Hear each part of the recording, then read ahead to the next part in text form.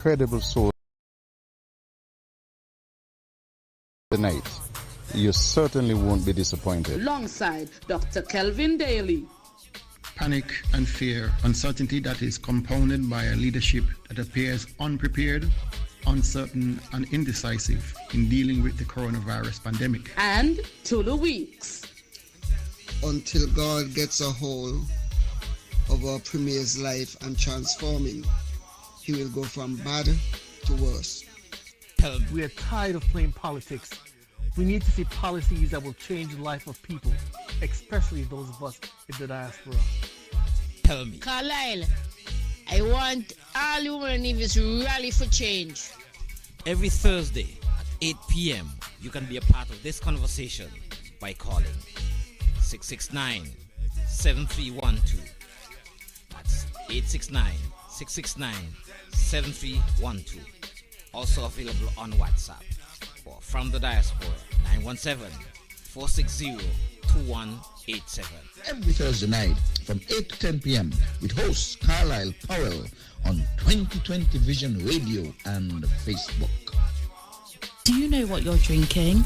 If you are drinking plastic bottled water, chances are you're consuming plastic contaminants, BPA, and other hormone-disrupting chemicals you cannot see with your naked eye. Those empty plastic bottles take up to 450 years to decompose. In the meantime, plastic bottles are polluting the environment. They are dangerous to the planet and our health. The safer solution is to acquire your own Kangen alkaline water filtration system, and you will never have to buy toxic bottled water again.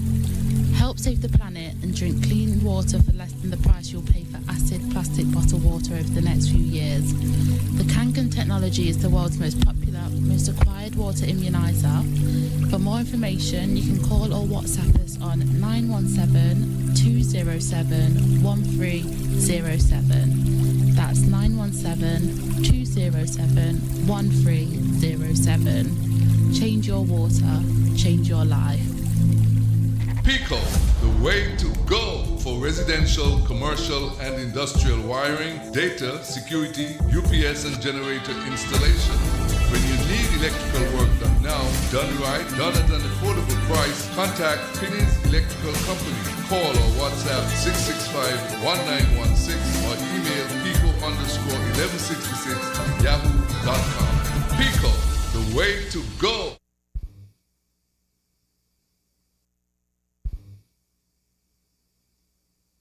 This 2020 Vision Radio 102.1 FM program is being simulcast weekly on the Caribbean Broadcast Network, heard on CBN Superstation 90.9 FM, Go Loud Digicel app, covering the entire U.S. and British Virgin Islands, and CBN TV on Flow Channel 101 and on CCT TV Channel 291.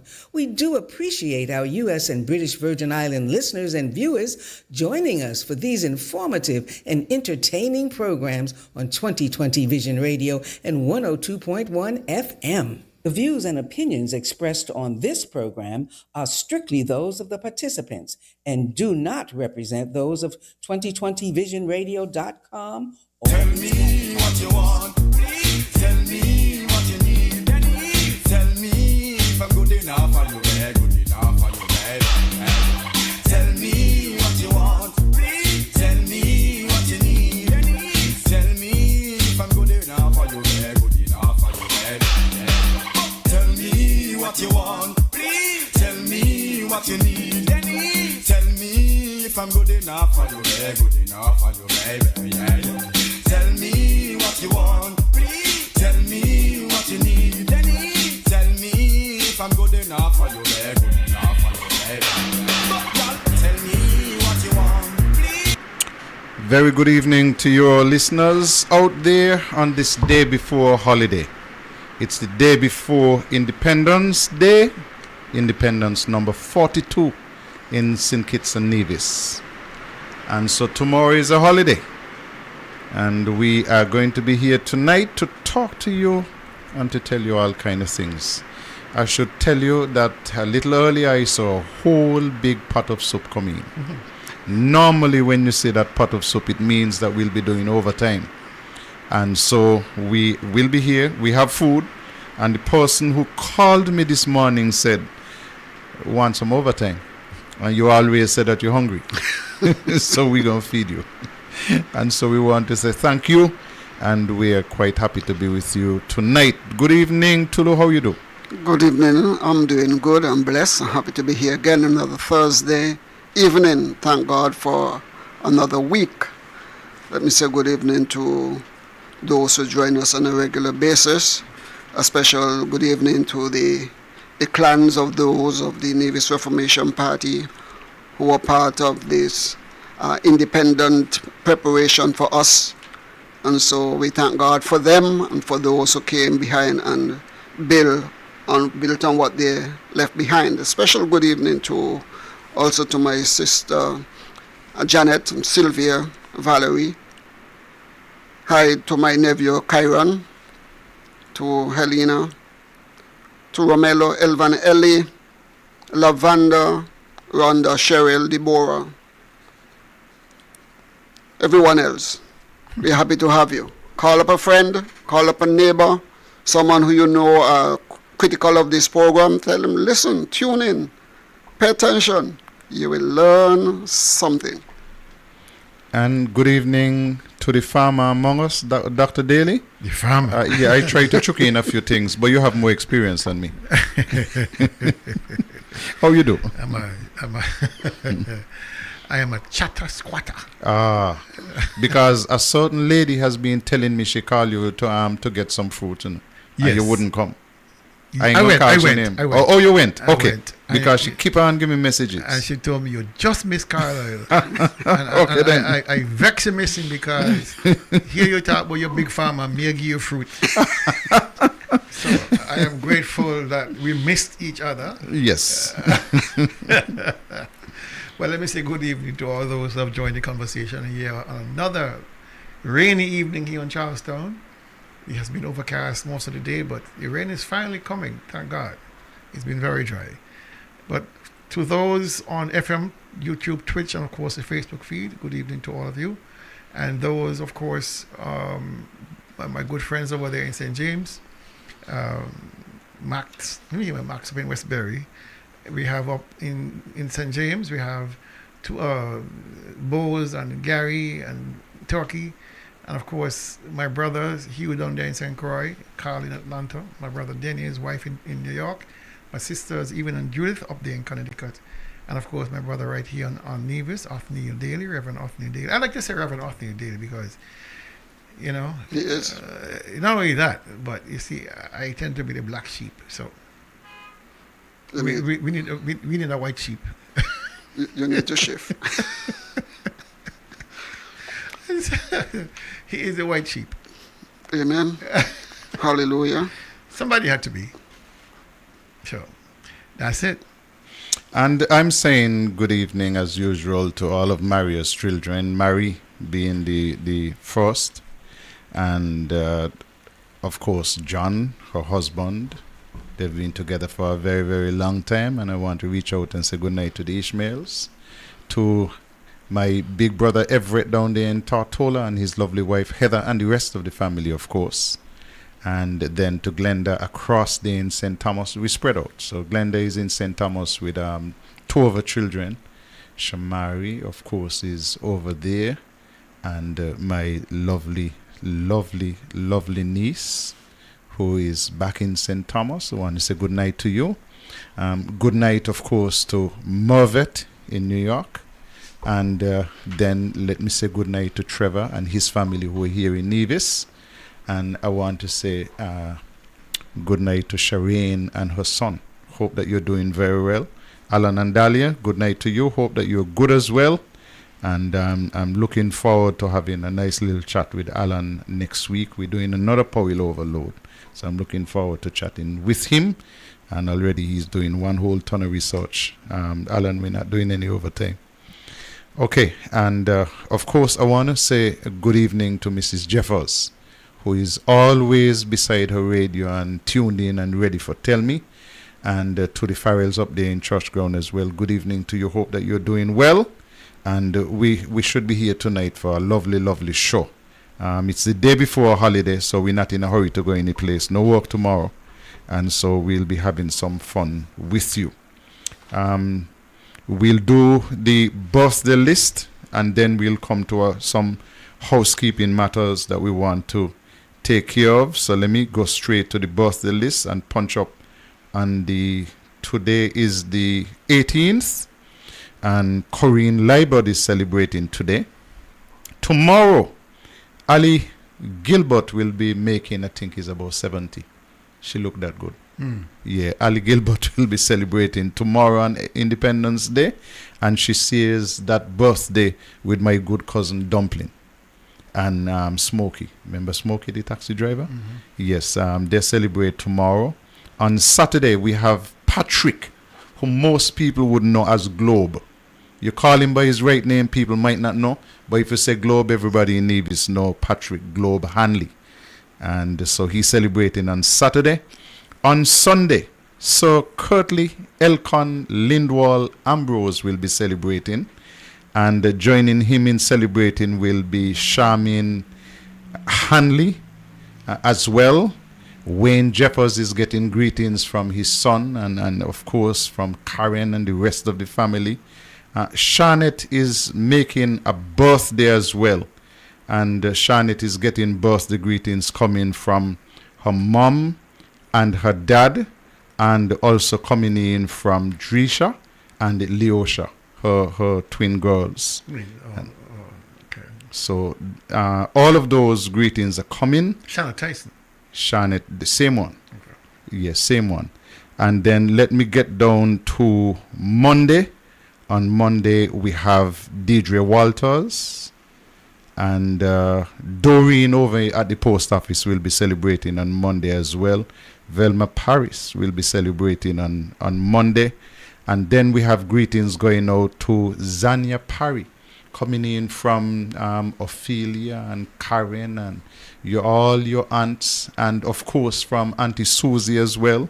Wishing you well when your birthday comes around on Monday. And on Tuesday, Richie Bunting, the Calypsonian.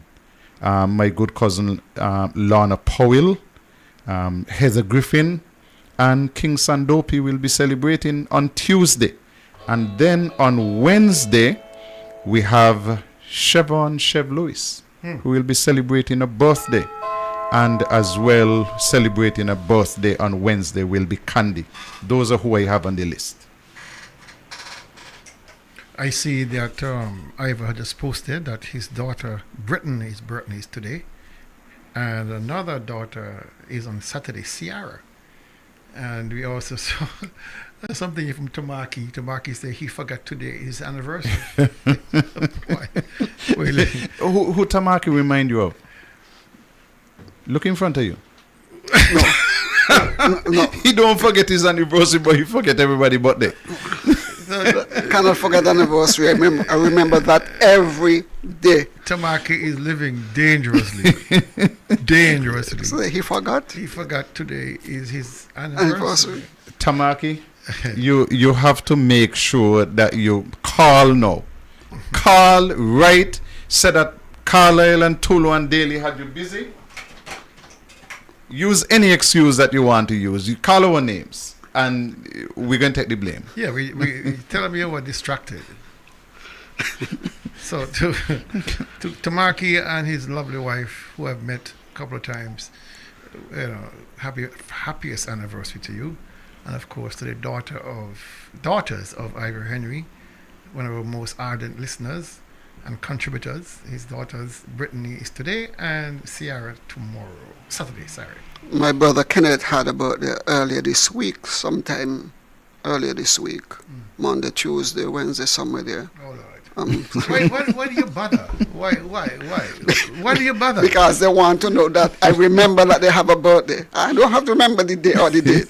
They just want to know that I remember that they had a birthday. If I were any of your siblings, I would tell you keep it. I would disown him. I would tell you keep it. Don't matter. You only remember the month? The month? Sometimes I don't even remember. Listen, you have to understand that sometimes my birthday comes, I don't remember. That is for you. That's serious trouble. I don't pay attention to birthdays. That is for you. I pay attention to anniversary. One anniversary you got? What? One you got? Well, this year is going to be what, 39 No, or 40? but it's one you got. Well, that's enough to remember. Okay, I remember that every day. Every day I think of that. Okay. I hope you not just think about it, but you look across and you say, honey, I love you. Machine all that I love her, I don't have to tell her that. do I have to tell her every day that I love her? You got to tell her. You got to tell her. No, man. She'll get fed up of hearing that. No, she never get fed up of hearing that. I'll have to find out. I will tell her when I see her again. Okay. That Carlisle said, I must. So I'm curious. Terribly curious. About? So, when was the last time I told your wife you loved her?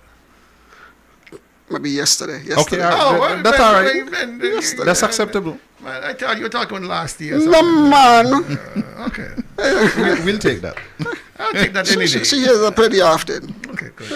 Yeah. Gentlemen, let's do the birthday song. you two guys are picks up. Bad. I don't know which one is worse. There you go. Happy birthday to you. Happy birthday to you. Happy birthday, happy birthday. Happy birthday to you. And when it comes, may God continue to bless you with health, strength, and of course wealth. And may you live to be long and prosperous. All right. Great. Gentlemen, on the other side of that, we have to say condolences to Millie Cornelius and the rest of the family. Mm-hmm. She lost a sister. Yes. I understand it's Denny's mom, mother, yes. You know, so we have to reach out with those condolences. I also understand that the wife of Dr. Jacobs passed this evening. She did? Yeah. So. Wow. Wonderful woman. Good family. So deepest condolences to Dr. Jacobs and his family. They have been in Navis for quite a long time. Longer than me. Yeah. Wow. And then we have to reach out as well to the Claxton family in Jessops. Mm-hmm. Ines Claxton passed, and that funeral is going to be on the 2nd of October. And we also have Stanley. I'm trying to find that one. But we also have Stanley from there in Coal Hill who passed. And so we want to reach out and give condolences to the family as well and wish them well. And just to say, boy, we're getting older. You know, in the old days, we used to look and say, well, those people are old. And so but we are the old ones now. True. We are numbered among them. Yeah. We laid Meredith to rest on Monday, you know. Quite a nice little send-off for Meredith. Very well known. A lot of people who listened to or attended the funeral didn't realize the amount of work he had done in terms of buildings, which are outstanding buildings, like Restream and the Credit Union, the Technical College in St. Kitts, Mount Nevis, all of the new wing, the 3-story wing, as well as the place down by the beach. You know, all of those, and Sixth Form College, 4 Seasons, whole breadth of work. You know, Meredith was such a nice little quiet gentleman that people didn't realize the quality and the quantity of work that he had done. So, all of those people, we hold you in our hearts and in our prayers, and we wish you well. Gentlemen, we want to, it's Hyacinth Stanley. That's the name I was looking for. I tell you, we have some of the very best listeners in the world. We got the name coming in. Hyacinth Henville Stanley. That's the name I was looking for. And I'm going to get the date of that funeral. But that funeral is next week as well. Saturday. I'm seeing something. It's Saturday? Saturday meaning tomorrow Saturday. Okay. I think it's tomorrow Saturday. So we want to wish the family well. We hold you in our prayers as well. Gentlemen, now I want to start this evening with this land issue. I want to stay right there. I want to start there. I want to give some voice to that again. That story is not going any place, Dr. Daly and Tulu. It seems to me as if this is the biggest nightmare facing the Premier. Somebody told me that he's underground. They didn't appear on the show as usual. and you barely can see him, and he looks as if he has aged considerably over the last couple of weeks since this bill was rushed through the parliament and quietly gazetted. The story is just getting bigger and bigger, and it is definitely not going any place. More and more people are joining in the discussions with respect to this special zone act. And what is interesting as well, gentlemen, is that the Prime Minister and the Attorney General, who are now making the rounds and all of the radio stations, seem to be trying to backpedal away from it as quickly as possible. When the question was asked, who drafted the bill, I'm told that the Attorney General didn't answer. You know, and he did. With a laugh? Gave a vague answer. He did laugh. And today somebody asked him again about it, and he had a different answer today. The answer today was, did anybody in the NIA had anything to do with the drafting of this legislation?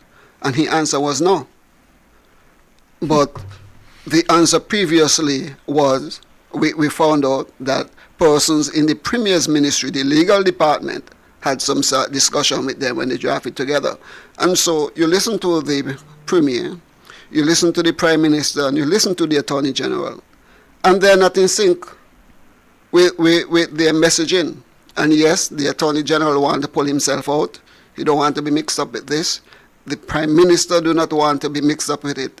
And I find it very ironic because the Attorney General indicated today that if there is that zone, and he did say that the Premier said that he has a proposal, the Premier was saying he didn't have any, but the final signatory to that is the Prime Minister. Yeah, we're going to come to all of that, because there are some interesting things which were said by the Attorney General as well. Okay. So we're going to come to all of that. But I want to preface this by saying a huge thank you to Alan Powell, because in discussing this special zone and all of that, and we have been referencing Jamaica.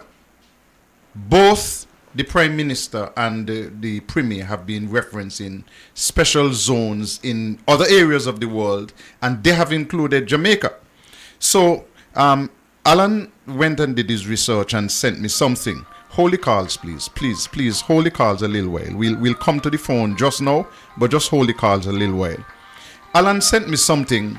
When Jamaica were doing their special economic zone, they actually issued a white paper. And that white paper ran to 54 pages. This is before they went ahead and had the discussions in Parliament, before they passed their bill, before they brought it into law. They did a 54-page document which was issued by the Ministry of Industry, Investment and Commerce way back in June of 2015. Where, how is it that in St. Kitts and Nevis, where we have this zone which was rushed through Parliament, that the people of St. Kitts and Nevis who will be affected by this zone were not given the courtesy of a 5-page white paper, of a 4-page white paper? Jamaica had a 54-page white paper, which I have a copy of on my computer right here in front of me, and which set out in detail everything connected to the special zone in Jamaica.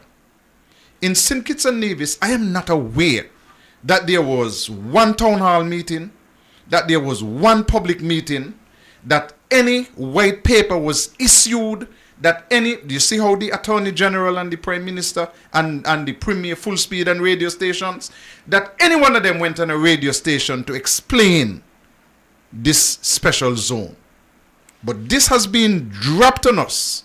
And you know, the surprising thing about this zone being dropped on us, when we listened to the discussions in Parliament, we were told that in Nevis, the zone would be 500 acres.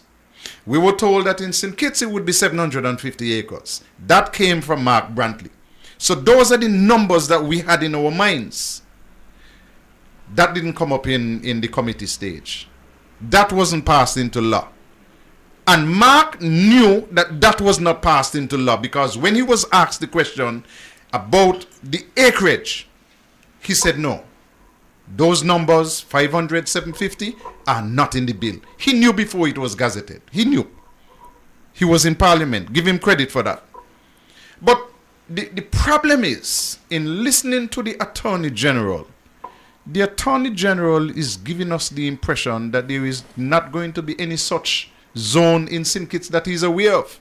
And just to make sure that I'm not talking out of turn, let us play what he said. There's no sustainability. Oh, we don't have any. No, because this law was just passed. Okay. Yes. There's no proposal for St. Kitts for any sustainability zone. The Premier has said there's one for Nevis. Yeah. I do not want to talk about, to be honest, I don't want to get involved in the debate that's happening in Nevis. That is a debate for Nevision. Gentlemen, this is not just coming from the Attorney General, Garth Wilkin. This is also coming from the Prime Minister. And we'll play a clip with the Prime Minister in just a little while. But what is shocking to me, first and foremost here, is that we were under the impression that there was going to be this zone in Nevis and a zone in St. Kitts. The Attorney General is clarifying this. Listen, this is a Nevis matter. Well, if this is a Nevis matter, Mr. Attorney General, why did you, as the chief lawmaker in the island, in the Federation, why did you advise the Prime Minister to bring it in the Federal Parliament? Why not let it come to the Nevis Island Assembly? They're keeping out a Nevis business right after they already jumped in and took control of Nevis business. But now they want to run from being involved in Nevis business. I don't understand it at all. Well, to put it succinctly, when the Premier was asked, why is it that this bill was not passed or not discussed or tabled in the Nevis Island Assembly, he said because there were details of immigration and customs matters that the federal government has oversight with, and so it was put through on St. Kitts, which I find really strange, because you see, we have so much development here on Nevis. We have had hotel development, we've had all sorts of development that subscribe to the same immigration and customs laws that the Attorney General is talking about, or what Brantley is referring to. So why go through that rigmarole of going through the federal government? Why not come straight to Nevis and have those same customs and immigration controls apply? We'll play the clip with Dr. Drew next, right after this call. Good evening, caller. Good evening, Carlisle. Good evening, Dr. Daly, and good evening, Tulu. Carlisle, to answer your question quickly, you guys have done a terrific job of finding the information and releasing the information. And they have no choice but to jump out there and do what they're doing right now. It seems, though, there's a lot of confusion. You got people telling you they have nothing to do with Nevis and Nevis lands and all that, yet they're the ones who signed off of a bill in St. Kitts. And today, after somebody, it's almost like the lights went on in the head. After somebody called in and said they should have town hall meetings, they got really, really excited. The Prime Minister has now decided that he's going to make a copy of this bill and put it downstairs at government headquarters. Do they know that there's a federal office in Nevis? It's coming to Nevis, supposed to see this bill? So it's coming to Nevis, too. There was not a mention of it until the very end. And I won't say much more, but I'll tell you why they said it at the very end, because it was in there, in their face. But the thing is, why has this been such a secret that nobody felt it was important enough to come out and talk about it even before the bill came out? It's confusion. It's confusing. And their people are wondering and wanting to know. That people have now become hungry to know more, because quite frankly, they don't trust what they're hearing from our leaders. They don't trust what they're hearing from our leaders. People talking out of both sides of their mouth, and they don't seem to understand or feel that the citizens of this country need the respect that we deserve, to be told this is coming. Stop trying to shove it up under the bus like, oh, well, they're making a big deal out of it. It's lies. It's this, it's that. This is a reality. This is a reality. When I heard Dr. Daly say a couple of days ago, I think it was on Saturday, about the bill being gazetted, I don't know if you guys kept remember me saying all along, this is a done deal. They're now coming out and talking as a distraction. But what we're talking about has already happened. Something else is coming. I'm waiting to know what the something else is, because there's something else going to come. That's why they're jumping up and down the place right now. And it does not make them look very good. Okay, it does not. Yeah. Thanks a lot. Why have our country not been able to, our leaders not been able to bring proper developments to us? The norm, what I would call the normal developments. All we hear now is about this zone thing. They had the CBI program that has now blown up in their face, because you got all kind of money that came in here that nobody can give an account for, nobody can answer to, and this is another way of supposedly Nevis making money. I mean, there's so many facets about this thing here that doesn't make sense. And Nevis people, please, Nevis people, come out, speak your voice. Your parents and grandparents worked hard and put lands on the beach in Nevis people name. Nivision's own over there. That's part of what's frightening them. When they hear that it's all Nivision people own those lands over there, they're not expecting that. We need to come up, speak out. And I want to thank you guys so much for bringing this information. I can't imagine the work that you guys have had to do to dig out and flush out this information. Thank you very much, Carla. Thank you so very much. Thank you too. Thank you. Okay.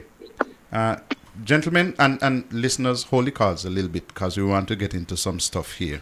I'm trying to find the piece by Danny Atherton, because we're going to read some of those for you into the record. So hold your calls a little bit, and let us get into some of these. While you're waiting on that, let me say this.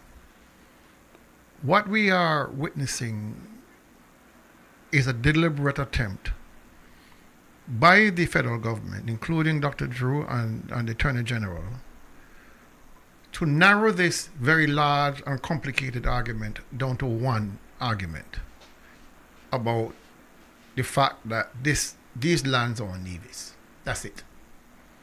All to talk about, and we have been following them down the rabbit hole of focusing only on what they are talking about, which is, we don't have anything to do with Nevis land. That's very, very convenient. The bigger issues dwarf the fact that this is much bigger than Nevis land issue. We are talking about sovereignty. We are talking about a country within the island of Nevis. We are talking about an island state within the island of Nevis that has its own borders, its own rules, its own regulations. That is what we're talking about. And we don't need to be drawn down a rabbit hole with a singular topic about land ownership. And Nevis have the right to do this with the land. This is bigger than this. This is 10 times bigger than this. The issue for most Nevisians supersedes this idea of simple land story. And they know it. Garth is not a stupid fellow. Dr. Drew is not a stupid fellow. but they're reducing us to one argument, which is, boy, I got I control your land. Leave us out of your land issue. I ain't going there with them with that. You know? I want to hear what is your position regarding the issues of sovereignty, the issues of the what we call them, the lease on the seabed. I want to hear about this 99-year lease on seabed. I want to hear about this. I want to see the plan of what this development really is. We can't allow Garth or Dr. Drew to dominate this as if it's a single item argument. Well, it goes deeper than that. Tulu, sorry to cut you off. When Kerry MacDonald and West Indies Power and their people went around Nevis doing all of their surveys looking for the geothermal resource that we have, you know that they did work in the south of Nevis? You know that there is geothermal potential in the south of Nevis? Yes. You know that these people might very well have seen that study and are trying to get their hands on that geothermal resource, and we're just playing into their hands by saying that you have to produce 70% renewable energy. They might already know what they're sitting at. Anyway, let's get to the article by Danny. Just before you get to the article, because Garth Wilkin today tried to give the people the impression that there will be nothing like what we are talking about inside the zone, that the people will have their sovereignty and what's not. They're giving the people the impression that, there will be just like Four Seas or any other development on the island. And I'm saying, I said today, Garth Wilkin believe that the people of Nevis are stupid. And I believe personally that he's targeting us here on this program and the programs that we do here, because we are addressing these things and are letting people to know. And he wants to give the people the impression that we are wrong. And things are going to continue as they are. Let's get to Danny. And Danny wrote, as a conscientious Nevisian, I answered Facebook on what I'm thinking this moment as it relates to the recently passed and gazetted SSZ. This situation, though not hypothetical, reflects a high-stakes political and economic dilemma that can deeply affect the sovereignty, economy, and social fabric of a small nation. If you're an average citizen in such a country, here are the key cares and concerns you should focus on. 1. Loss of sovereignty. If billionaires are trying to establish a sovereign entity within your country, it means they want independent control over land, laws, and resources. Concern. Could this become a state within a state? Why it matters. You could lose national control over that land permanently, affecting borders, national identity, and legal authority. Question to ask. What legal frameworks are being used to allow foreign sovereignty on national soil? 2. Economic dependency and exploitation. A distressed economy and $500 million debt makes your country vulnerable to exploitative deals disguised as investment. Concern. Is this a bailout or a buyout? Why it matters. Selling or ceding strategic land under financial duress can lead to long-term dependency, not growth. Question to ask. Are these investments tied to transparent economic reforms, or are they just extracting concessions? 3. Corruption and lack of transparency. The fact that one person, the leader's wife, is the sole broker raises major red flags. Concern. Is this a conflict of interest or a misuse of power? Why it matters. This can bypass public institutions and create kleptocratic structures. Question to ask. Who is overseeing this deal? Are any checks and balances in place? 4. Impact on local communities. Transferring 4 square miles, over 10% of the national land, to private foreign control could displace communities or cut off access to natural resources, fishing grounds, roads, or farmland. Concern: who live or work on that land now? Why it matters? You may lose access to public spaces, housing, or infrastructure. Question to ask: what are the resettlement or compensation plans for the affected citizens? 5. Legal and constitutional violations. Establishing sovereignty could violate the national constitution or international law. Concern: is this deal even legal? Why it matters? If illegal, it could bring instability, protest, or even sanctions. Question to ask: have Parliament, judiciary, or international bodies reviewed this plan? 6. Long-term national stability. Such an arrangement could cause civil unrest, economic stratification, or future conflict over land and rights. Concern: will this divide the country into elite and non-elite zones? Why it matters? It could destabilize national unity and social trust. Question to ask: what long-term vision is this deal serving, and who is excluded? Suggested actions for citizens: demand transparency, ask for public release of negotiation terms, engage civil society, support or join groups advocating for accountability, push for parliamentary debate or referendum. Major land and sovereignty decisions should involve public discourse. Monitor foreign influence. Are these investors influencing political decisions beyond the deal? Final thought: this is not just a real estate transaction. It's potentially a nation-defining decision. Citizens should treat it as such, demanding full transparency, accountability, and representation. Danny, all I can say to you, this is spoken like a Zion man. Well done. Gentlemen? The thing is, we will not get any transparency from the Premier. And from what I heard from the Attorney General and the Prime Minister, I do not expect it to come from them either. And so we are not going to get it from them.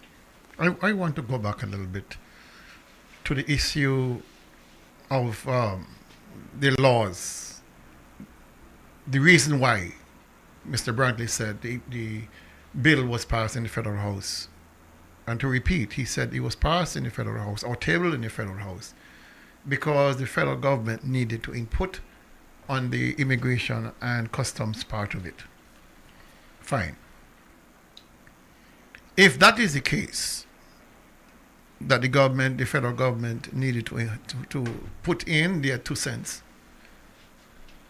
where is that reflected in the bill?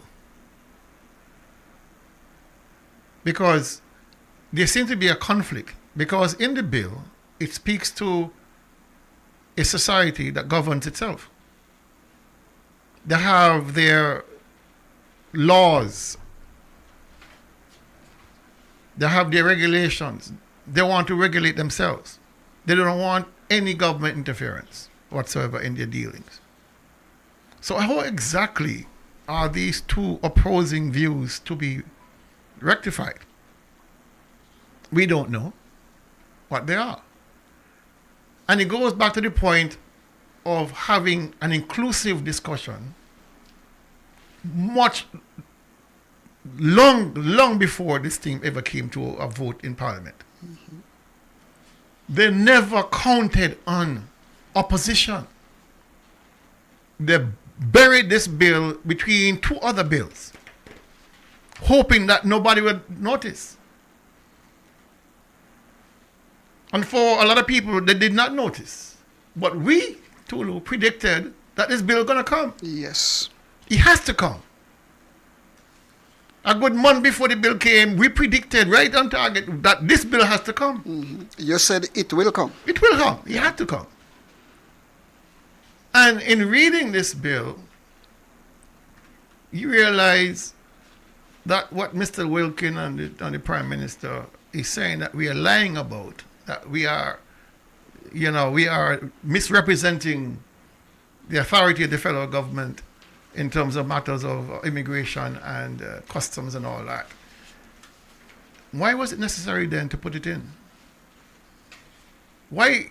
I've never seen any bill that had to spell out the authority of the federal government over immigration and customs. That is given.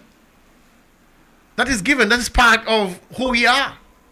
Why was it necessary to put into this bill, or as Mr. Brantley said, why was it necessary, if this is just a normal bill and we should be comfortable, why was it necessary to include in this thing that security you have and zone customs? you have zone laws, they want their own border, but at the same time you put up here that the federal government has authority over borders and immigration. It doesn't make any sense.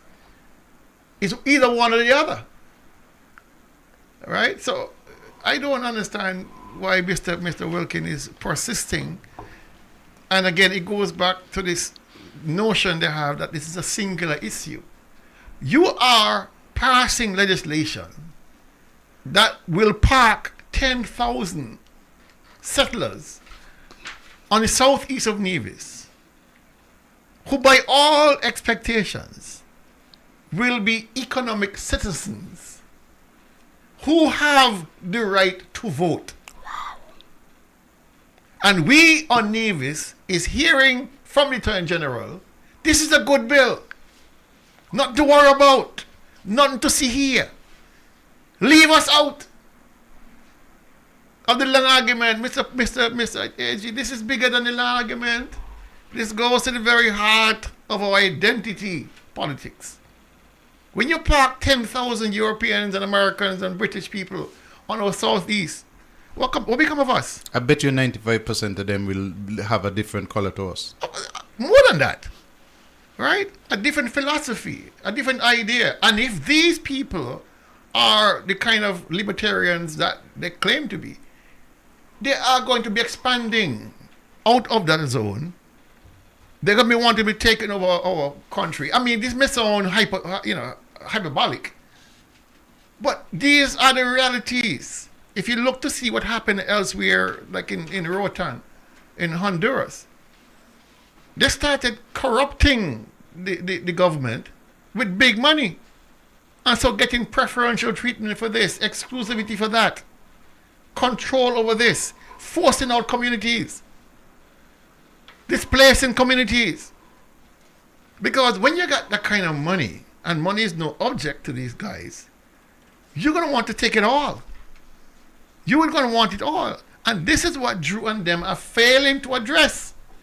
How can you bring a bill to the people of Nevis that seeks to destroy the very people of Nevis through political, economic, and social means? How are you going to divorce yourself from that argument and strictly say, don't involve us in our land dispute? We don't subscribe to that. We don't want to get involved. Mister, have you read the bill? Have you seen, have Brantley told you what the people want? Have you gone and researched what these people, Roger Ver, Johnson, and Graham Brooks, have you read what their philosophy is? It's out there on the internet. Have you read it? And I have one more question. How did Mr. Roger Ver get citizenship after being convicted in 2002 for selling explosives on the internet? How? Why is there no conversation about withdrawing that citizenship? Is this a case of the tail wagging the dog? Or the money being too much? Well, that's what basically come down to. Because in my view, when I researched the relationship between Roger Ver and the government of St. Kitts and Nevis, they're basically identical. legislation, two pieces of bills were moved through the parliament in St. Kitts, trying to establish Bitcoin Cash as the legal tender in St. Kitts and Nevis. Who owns Bitcoin Cash? Roger. Roger Ver. Why is it our government of St. Kitts and Nevis, with all of the other cryptocurrency platforms available, why is it that we are giving preferential laws passed to make Bitcoin Cash legal tender? Why not open it to everybody? All the other platforms. Is it coincidence that Roger Ver has gotten preferential treatment, preferential laws passed to support his Bitcoin Cash platform, while others have no say? So when and just by coincidence has been buying property in Nevis for the last 4 years. Quietly. And the Premier saying he knows nothing about Roger Ver. Not only buying it, but buying it at bargain basement prices. Where in the Federation of St. Kitts and Nevis can you buy land for less than at 87 cents a square foot? Where?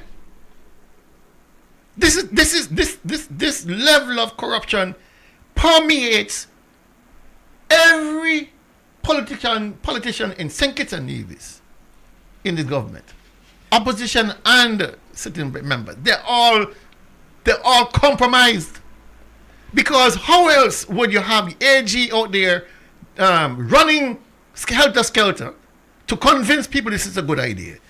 Why would you have the Prime Minister out there running helter-skelter to convince people it's a good idea? Why would you have the Premier and his entire cabinet running out there telling people this is a good idea? We have never seen this. You included the opposition. I would exclude them. Who? The decisions are made by government. You just included all the politicians. In St. Kitts. The point is, we have never seen, I have never seen, and I am not a young man, I have never seen this level of collusion to get one bill through. Never. Where hours are being spent by the Prime Minister and the Premier. Listen, the only place these fellas ain't reach yet is Sesame Street. And they're going to reach there. Because the count on Sesame Street going want to know, well, how this thing go? And the count want to know everything. And so it tells you, and Mr. Gaskill alluded to it and others have alluded to it, this is a done deal. So this is now payback for whatever courtesies were granted to them by Roger Ver and the rest of them.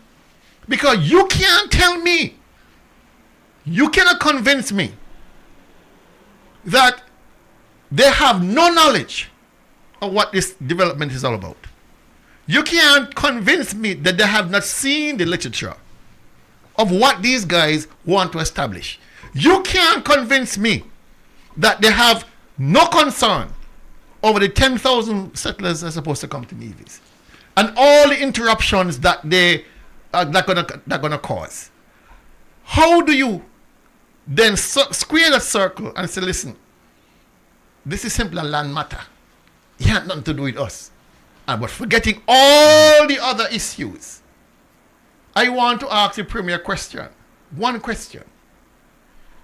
On September 24th, when you went on your tour, your cruise in the Mediterranean, whose yacht were you on? It's a good question. It's a fair question. Whose yacht were you on, Mr. Premier? And I tell you something, those yachts rent for 700,000-800,000 for a week. You saw the one. You saw the one for Roger Ver. It's $800 and almost $850,000 a week. The Premier didn't pay that from his pocket. So if he had to pay, he didn't pay that from his pocket. If he did not pay, it's even worse because somebody paid it for him. Mm-hmm. Right? So a man gonna give you €1 million. What is the payback? What is the payback? It's a fair question. Listen, we're going to take a little break and make sure that our sponsors are happy and that they sign the check so that we can stay on here. When we come back, we'll hear from the Prime Minister. Do you know what you're drinking? If you are drinking plastic bottled water, chances are you're consuming plastic contaminants, BPA, and other hormone-disrupting chemicals you cannot see with your naked eye. Those empty plastic bottles take up to 450 years to decompose. In the meantime, plastic bottles are polluting the environment. They are dangerous to the planet and our health. The safer solution is to acquire your own Kangen alkaline water filtration system, and you'll never have to buy toxic bottled water again. Help save the planet and drink clean water for less than the price you'll pay for acid plastic bottled water over the next few years. The Kangen technology is the world's most popular, most acquired water immunizer. For more information, you can call or WhatsApp us on 917-207-1307. That's 917-207-1307. Change your water, change your life. Pico, the way to go for residential, commercial, and industrial wiring, data, security, UPS and generator installation. When you need electrical work done now, done right, done at an affordable price, contact Finney's Electrical Company. Call or WhatsApp 665-1916 or email pico_1166@yahoo.com. Pico, the way to go. Tell me what you want, please. Tell me what you need, please. Tell me if I'm good enough for you, good enough for you, Tell me what you want, please. Tell me what you need, please. Tell me if I'm good enough for you, good enough for you, Tell me what you want, please. Tell me what you need, please. Tell me if I'm good enough for you, good enough for you, baby.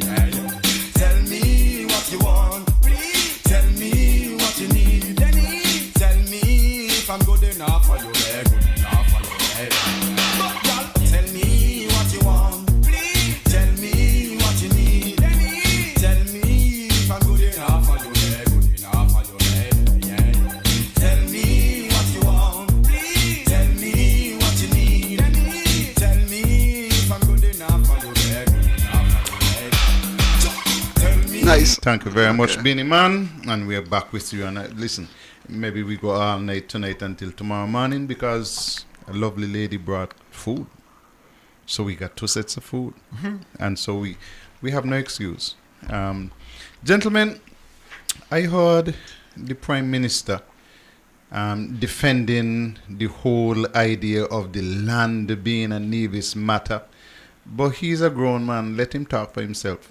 Now, in looking at that, with respect to Nevis, I think it is chapter 10, if you go to our constitution, where I think it might be 10, where it talks about what the federal government is responsible for and what the Nevis Island administration is responsible for. The Nevis Island administration is responsible for its resources. And therefore, I am not even going to comment on what Nevis should or shouldn't do with its lands. If you read the Constitution clearly, what we have is a federal system with a Nevis Island administration. And part of what the Nevis Island administration is supposed to do is to manage its own resources. The Constitution does not give me the right to manage the resources on Nevis. I don't know if people recognize that.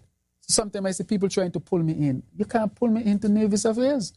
If Nevis decide to sell the land here, what does that have to do with me? That is the Nevis Island admin, and it was specifically set up for that.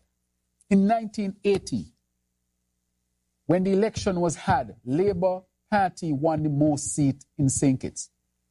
Pan Party wanted to form the government, and so they made a pact with the NRP of Nevis, led by that time by His Excellency National Hero, Sir Simeon Daniel. They came up with this constitution that excluded St. Kitts. The constitution recognized 2 entities, St. Kitts Nevis and Nevis. St. Kitts is not recognized in the constitution. Let me tell you how serious this is. Let's say someone from Nevis were to become prime minister. They can determine how we manage our land in St. Kitts. But if I am the prime minister, I cannot determine how Nevis manages its land. It's a serious constitutional matter, you know. So I say all the time, why are you including me in this? I can't be involved in this. This has nothing to do with me. The Constitution is clear. Nevis manages its lands. St. Kitts Nevis federal government manages the land of St. Kitts. The Constitution allows the fact that if a Nevisian becomes prime minister, they can control the land of both Nevis and St. Kitts, but a Kittitian who becomes prime minister cannot control ever the land in Nevis based on the Constitution. But you're aware of that? I mean, I'm saying it now, I'm just internalizing it now. Do you know what the serious implication of that is? And therefore, I am simply saying that I have nothing to do with the land in Nevis. The Constitution tells me clearly, Prime Minister, the lands in Nevis are to be administered by the Nevis Island Administration. So I keep out of that. So I hope that the discussion on Nevis and they can resolve them. Gentlemen, a couple of issues. Prime Minister, maybe you sleep too much. You need to stay up and read, and you need to get your legal people to advise you and get the senior people in your party to advise you on a white paper that was issued by your party, the St. Kitts Nevis Labour Party, in 1982. Because if you don't read anything else and you read the white paper, you would get a full understanding of the position of NRP leading up to independence in 1983. You see, these independence discussions didn't start in 1983. Robert Llewellyn Bratcher, of late memory, had an integral part to play in those discussions since back in the late 70s. And in Nevis, you had people like Simeon Daniel and Ivor Stevens and Ural Swanston, Bobby Liebert, who are at the forefront. Because Nevis insisted on wanting secession. And the way that the Prime Minister is going down the road, it is clear to me that secession must come back on the table and be at the forefront of all of the discussions in Nevis. The Prime Minister seems to be saying to us, listen, nobody from Nevis should ever be Prime Minister. Because if anybody from Nevis is Prime Minister, they have control of the lands in St. Kitts and they have control of lands in Nevis. How does that? It can't make sense. It don't make no sense because you're forgetting that the Prime Minister may not be the Premier and ought not to be the Premier. Can't be the Premier. Okay. So when I listened to that, it seemed to me as if you were saying, listen, St. Kitts people, I want to warn all you. Don't ever allow a Nevis man to be Prime Minister, or a Nevis woman to be Prime Minister. And I take great umbrage with that because I'm a part of the Federation with equal rights and privileges. And I don't take kindly to those kinds of comments. The second thing that I want to say with respect to that is that the Prime Minister seemed to be openly upset that Nevis has an administration and St. Kitts ain't got none. But why? That is not our problem, no? When the white paper was issued, they were thinking of having, at least Labour proposed, that Nevis have its own administration, St. Kitts have its own administration. I mean, that didn't happen. But Nevis had proper negotiations and insisted that Nevis must have its own administration. But even before that, Carla, the Prime Minister has been the Prime Minister since August 5th, 2022. And never made an official trip to Nevis. Never made an official trip. But beyond that too, what constitutional amendment has he made? None. To address these matters? What has he suggested? None. All right, so it's a bit disingenuous now to come and make all this belly aching complaints. So foolish, you know, and so immature. Talking about, you know, what happens if a person from Nevis become Prime Minister? So what? But I want to go further because I want to go to caller, and we're coming to you just now. I want to go to Schedule 5 of the Constitution because the Prime Minister took a bill to Parliament in his name and got the support of the opposition in Nevis and members on his side in St. Kitts to pass the bill in the federal parliament. And having passed the bill and gazetted the bill is now saying, hey, me not got nothing to do with Ireland's. It's a Nevis matter. But Mr. Prime Minister, you took it to Parliament, in the federal Parliament. Stands in your name. Exactly. But more than that, I want to look at Schedule 5 of the Constitution. Because Schedule 5 of the Constitution in 15 speak about Nevis and the NIA having the right over lands and so on. So the Premier is saying that's a Nevis matter. The Prime Minister, that's a Nevis matter.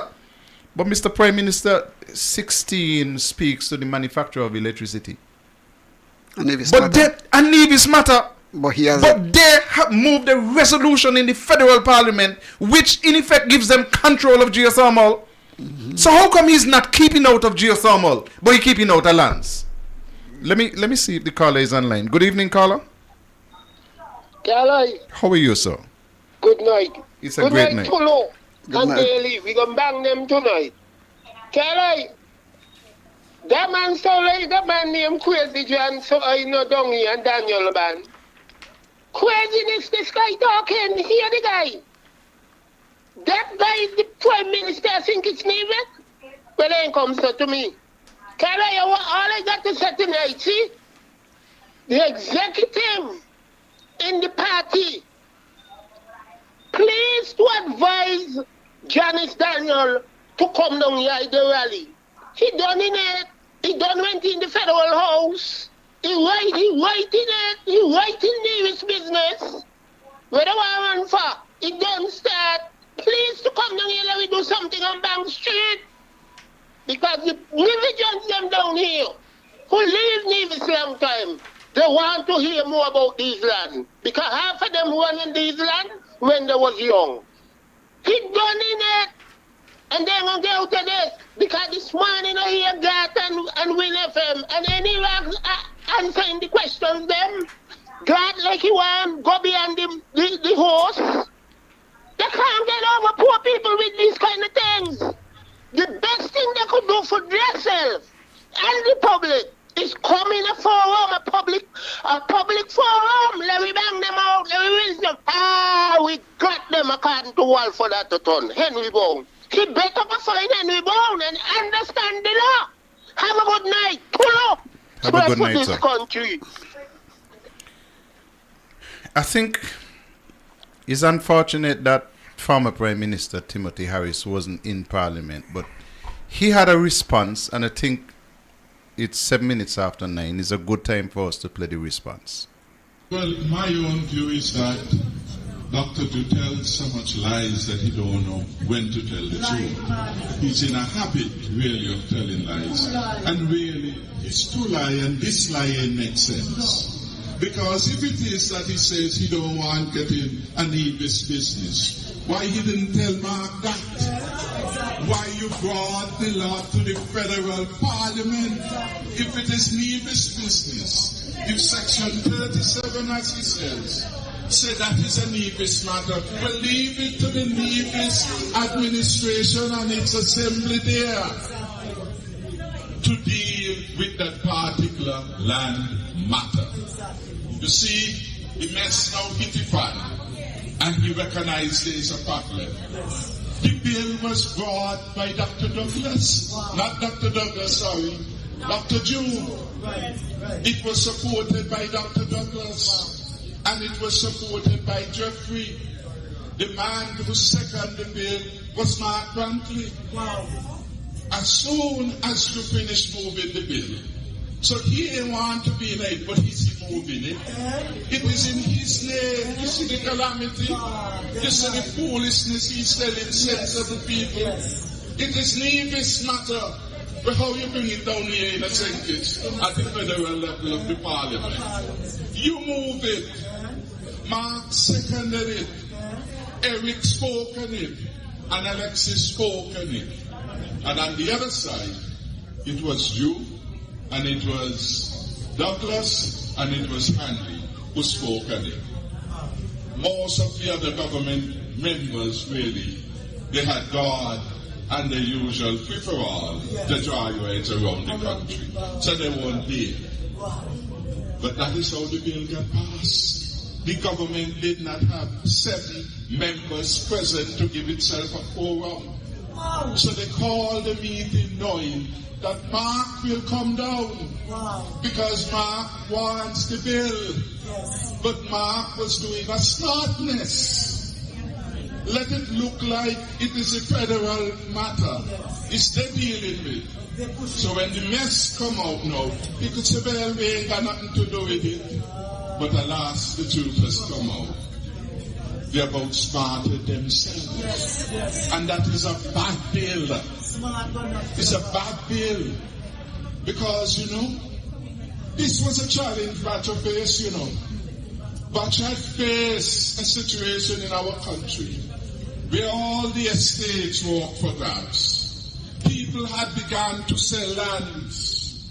Jordans over at Borio had sold lands, for example, to the people down at the Monkey Farm. Yes.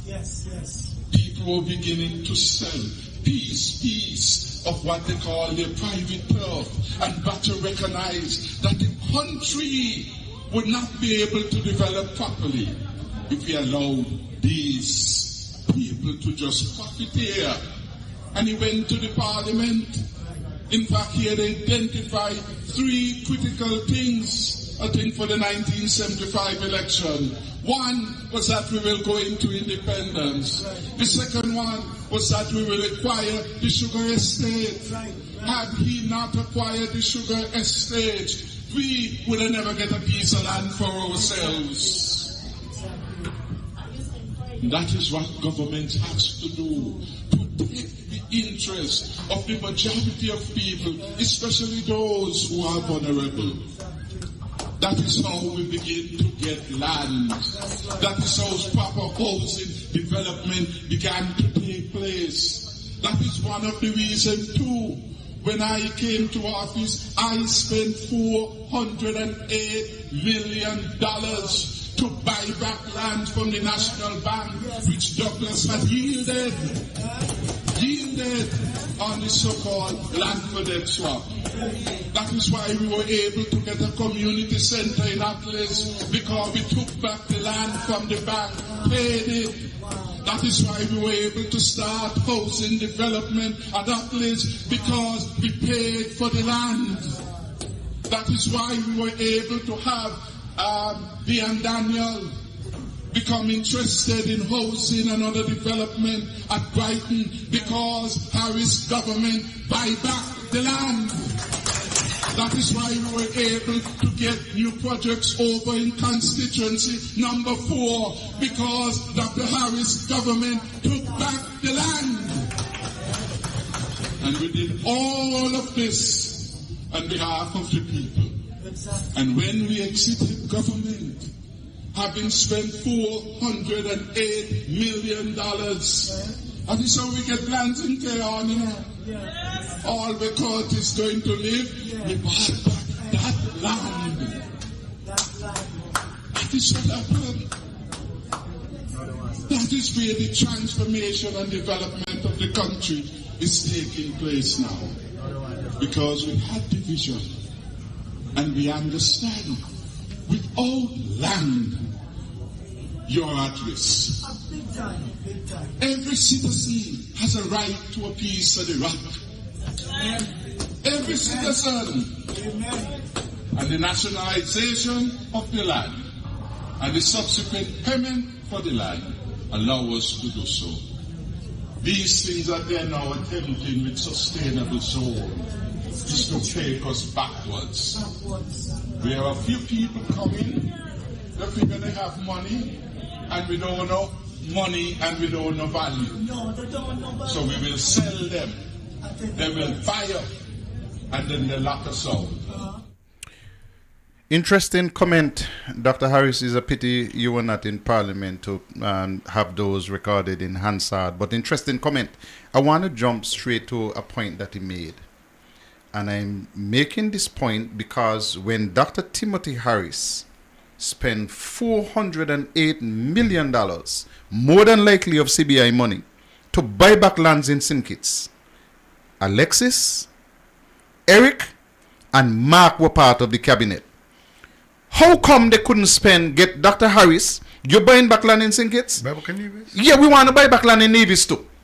We want $150 million to buy back land in Nevis. But all of a sudden, they like to say, oh, the 238 acres, land for debt. That was the NRP government that did that. But NRP government did that with who gave up the lands in St. Kitts? Labour government, innit? Because Dr. Harris replaced Labour. And he took $408 million to buy back land in St. Kitts. And these puppy show we have in Nevis sat down in the government. So one was out in the yard, two of them, one gone to the bathroom to put on the powder, and the next one, this is so twiddling the thumbs. And could not get a cent.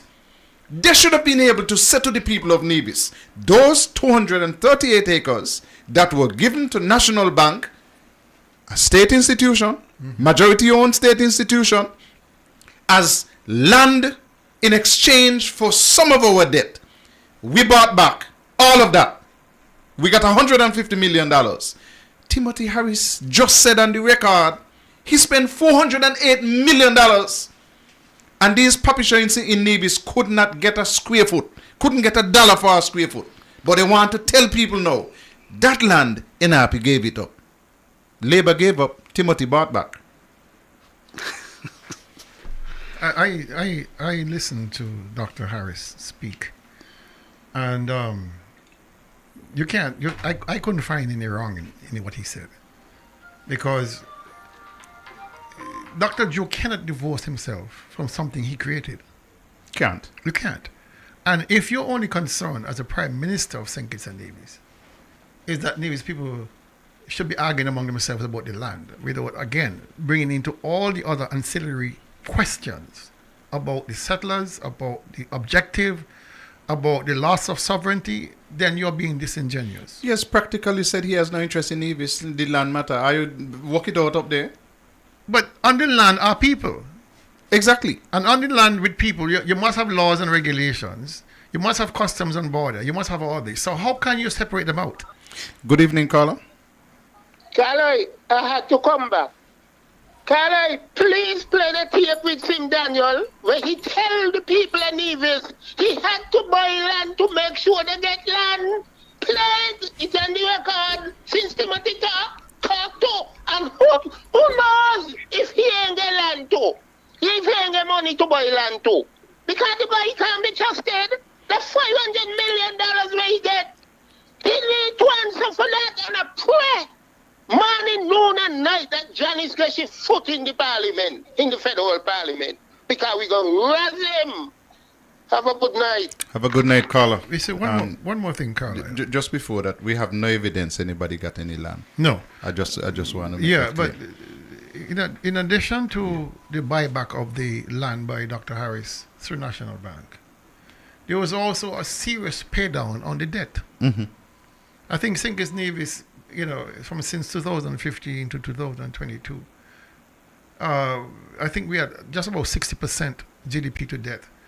And that was also a big pillar of the team unity construct, to pay down on the national debt, to bring it down to manageable levels recommended by the IMF and World Bank and all those. And a similar question you asked about the land for debt swap on St. Kitts. Why wasn't our debt brought down significantly? I think its debt was brought down. Having 2-3 members in the federal parliament who were at the table when decisions were being made about the land for debt and for the reducing the national debt. How come that we did not put that money also, or some money, towards reducing our debt? Because we are now approaching 600 million. And if you read and understand what Danny Atherton was alluding to, when a country is saddled by high debt, you become vulnerable to investors who take advantage of your weakness. And if you read the manifesto of these gentlemen who want to set up the enclave, that is exactly who they look for. Mm-hmm. They look for weak, vulnerable, tax-burdened countries to approach. That is who they look for. So it was no accident that these people of all the islands in the Caribbean, of all the islands, all the countries in the world who are members of the United Nations, 193 or something like that, you think it was accidental? I believe they listen, tell me. It wasn't accidental. They knew who they were coming to. They knew why they were coming here. You understand? And as Brantley said, this is one of a kind in the world. So we are the guinea pigs. We are the ones who will be going to experiment it on. Very much so. No, we too small to take on that risk, because you see, it goes beyond just the loss of sovereignty. It goes just beyond the fact that you have a risk to your electoral processes, a risk to your economic survival and social survival. This goes beyond even that. It goes deeper, because you are now asking us to take on a risk through the court system, that if we breach this contract for whatever reason, we are on the hook. Like Honduras. For billions of dollars. Yeah, like Honduras. Good evening, caller. Good evening to you, caller, Daily and Solo. Night. Yeah, I heard the clips and stuff like that from the Sinkage parliamentarian. I know that it seems as if they're saying that they're not really interested in Nevis land or anything like that, and whatever Nevis wants to do, they can do. But I still believe that they are deriving some sort of benefit from that law that they passed. It might just be personal gratification to see the law passed in Parliament. But I believe that there's some benefit to them, whether it's personal gratification just to see the law pass or whatever else it is. I do believe that they are deriving some sort of benefit. Maybe it's peace of mind as well. But there's something that they're deriving from passing that bill in Parliament. It's not peace of mind. All right. I can guarantee you that. Both of you asked a question as to why the Premier and his team did not make representation to the federal government on the land for debt pay down. Go ahead, Carl. I'll take the call. Good evening, caller. Good evening, Mr. Daly. Good evening, Mr. Powell. Good evening, Tulu. Good night. I would like to know what is the position that we have here in Nevis, because an accident, James David is the man who's speaking now. I had an accident happen at my farm this morning, and the arrogant drivers in the 4 morning mash up my fence. I used to have the fence there to protect the animals from going my land, and up to now, I haven't seen the police, nobody. Did my son was there. Did you report the matter? Well, my son report the matter, called the police, and up to now, I was there from 8:30 this morning until 10:30. The police reached. I would like to know what James David will do, because that guy, whoever it is, I went on in a kind of hair owner. I tell my son, this is a deliberate act that they have done it already, and they do it again. I would like to know, please, whoever it is, please come and negotiate with James David and Justin Huggins, because I ain't going to take it no more, I'm going to do what I have to do as my grandmother, Melvina Meredith said, at the end of the day, somebody can pay for it. If I go give them from now until Sunday to come to me, and if nobody come, I will take the matter further, and I will see what happens. I work hard because I don't want to ask nobody for anything. I just want to live and eat and drink and do what we have to do. Then my son, I employ some people. They come and they do their work. When it's done, they finish, I pay them. Gentlemen, whoever it is, tell them please come and meet with Jerry and Justin Huggins. If they don't come by Friday, the world will see. Thank you. Thank you very much. This is not a political issue. This is a general issue. James, Jerry, work hard. James, I hear you. I hear the concern, and I hope that whoever it is takes responsibility. Thank you very much. If they come by Friday, I will take further action, and everybody going down, because I know we have to go. You just make sure that you don't break the law. That's all I will tell you. No. Okay. Yes, I was saying before the call came in. Stick a pin because I'm forgetting all kind of things. Okay. The youth raffle is continuing. They have 42 prizes, and this raffle will be drawn on Saturday on target. 42 different prizes, I still have some tickets, and I want to sell all of my tickets before the draw on Saturday, which means that I only have a day and a half to sell the rest of the tickets that I have. Call me. Tickets are $25. They have several cash prizes, and apart from that, they have several other lovely prizes. 42. So you have a good chance of winning. Call me, text me, make sure that you get your order in so that you can get a chance to win some of these prizes that we have. The other housekeeping matter I have to tell you about is that the NRP General Council will be held this Sunday, starting at 5 o'clock in the afternoon at the Jessop's Community Center. So all those members who want to come to General Council, we're looking forward to seeing you. Remember that if you are a delegate for any of the arms of the NRP or from the constituency group, you got to make sure that your membership is paid up. So if your membership is not paid up, you got to go to your branch, make sure that you pay up, or walk with your money is $100 plus $50 for your branch dues. So walk with $150 to pay your membership. And everybody, membership of the NRP expires at the end of September. So if your membership was paid for 2025, it ends at the end of September. So you have to make sure that you get your monies in for your membership to be renewed starting the 1st of October. So I told you about the General Council, which is happening on the 21st of September. And I also have to tell you that on the 5th of October, NRP will have its convention.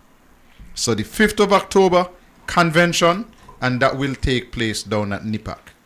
So have those dates in your head, and please know that those are important dates for you. The other thing I want to tell you about is that party leader Dr. Janice Daniel Hodge will be on Your Voice with the NRP on Monday.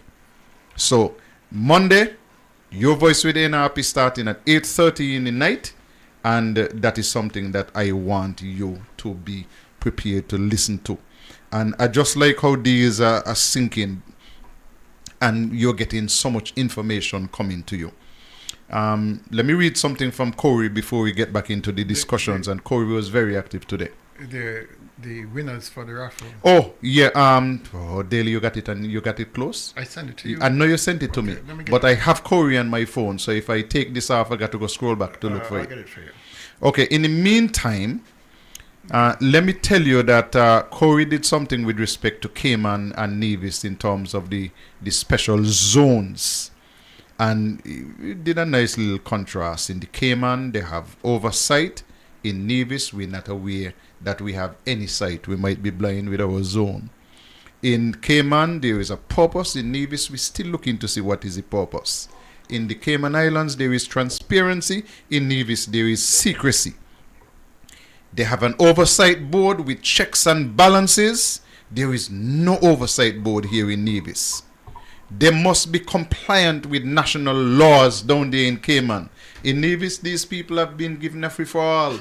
Make your own laws. You want over there to be a zone where is a gay zone? No problem. Not a problem whatsoever. You want to have gay marriages?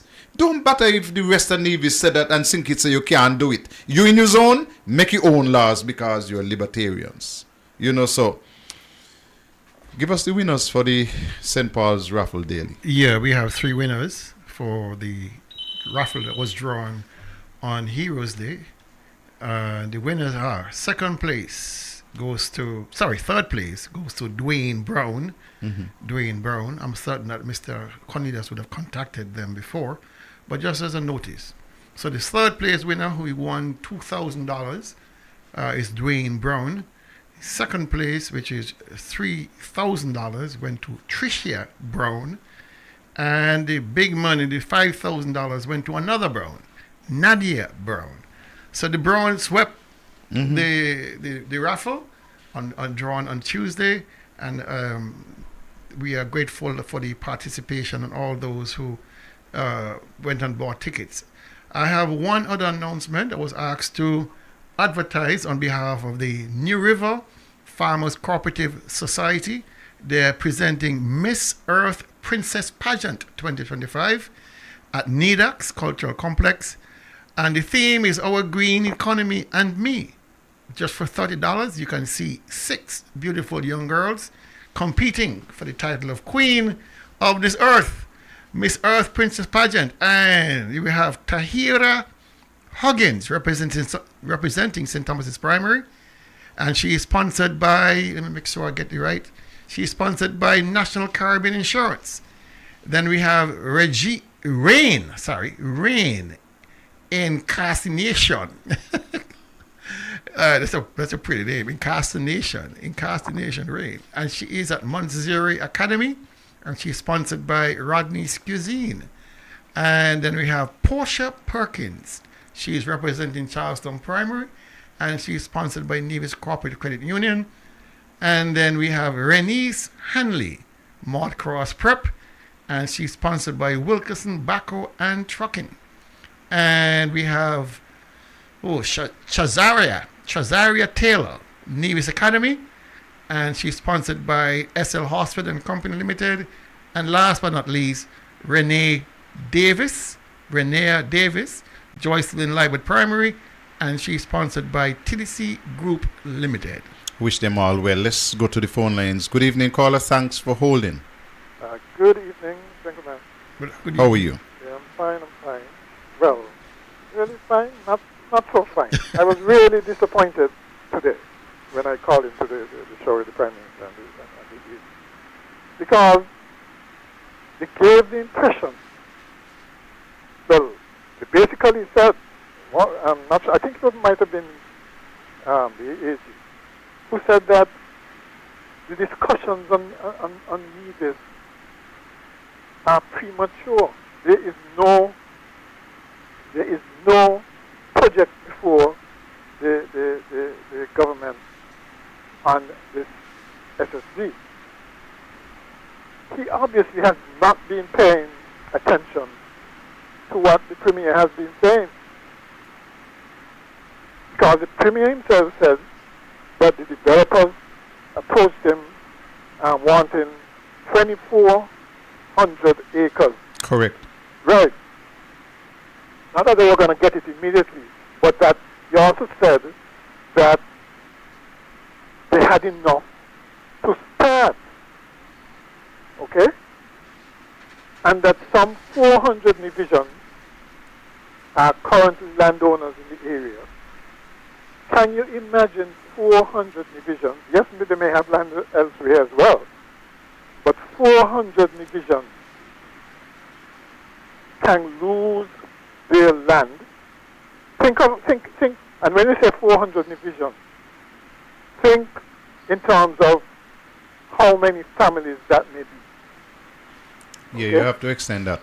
Right, and look at the population. When the amazing thing that the Premier also said was that anywhere between 7,000 and 10,000 people. Correct. They are going to be in that zone. I mean, they don't even think that they don't know the story of, where was it, Troy? With the Trojan horse? Mm-hmm. You bring that number of people inside here with high net worth. They don't think that's going to change the island. And you want to tell me that it's premature to be discussing these things? I really found it amazing. And what I also found amazing was the fact that they want to basically say, well, nobody really wants to own the bill in terms of who initiated it. But if you believe that this bill was not a result or reaction to the fact that there is some concrete project ahead, then I got a bit to sell it. Okay, because that's what they've been saying. Everything is premature. It's just a bill, an innocuous bill. And unfortunately, I was cut off by the Prime Minister, merely because I was making a reference to the fact that the bill was vague and that it's a catch-all that can basically provide a framework for a mundane economic zone to Jim Jones commune, and took offense to that. Okay, but the fact is, I was just showing that things can go south pretty quickly, and we don't even realize it. We do not want any Trojan horse. Okay, don't mind a zone like that, but it has. I don't trust these guys to manage a zone like that, to be quite honest. Caller, I have one question for you. Have you ever seen in the history of your following politics in St. Kitts and Nevis where you have an instance where you have the Prime Minister, the Premier, the AG, and a cadre of cabinet ministers and parliamentarians all supporting this legislation so aggressively? Have you ever seen it? Never before. And belatedly they're coming to the realization that we should really have town hall meetings and so on these things. But what do you ascribe that to? What do you ascribe this? Is it because they've been caught left-footed that they're now trying to, damage control?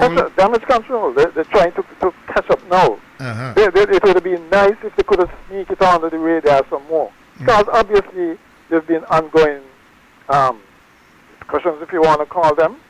This hasn't just started. Okay? And so now that they see the blowback, they're coming out, trying now, as you said, damage control. But if you're coming from behind, you really ever catch up. What is the best solution for this? Isn't it to just repeal this nonsense and start again? You would think so. Repeal it and have the town hall meetings and so on, explaining exactly what this would entail.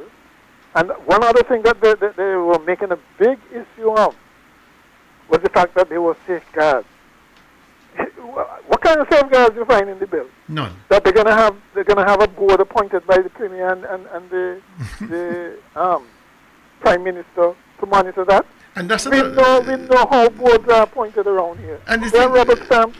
The thing about the call is this. One more point I'm gonna ask you. These boards, the most effective board, I don't know what St. Kitts, but the most effective board on Nevis is physical planning.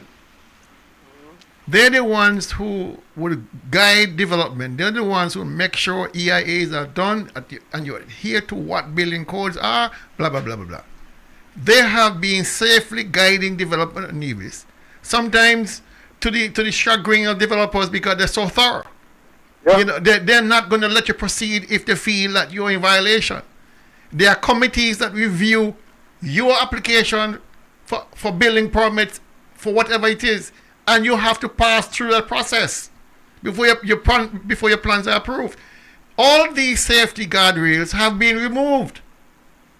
And I find it distasteful that the Prime Minister and the Premier and the AG, who would have had sight of these by this bill removing and gutting the effect of physical planning on Nevis and perhaps on St. Kitts, to say that, listen, it's okay, it's a good bill.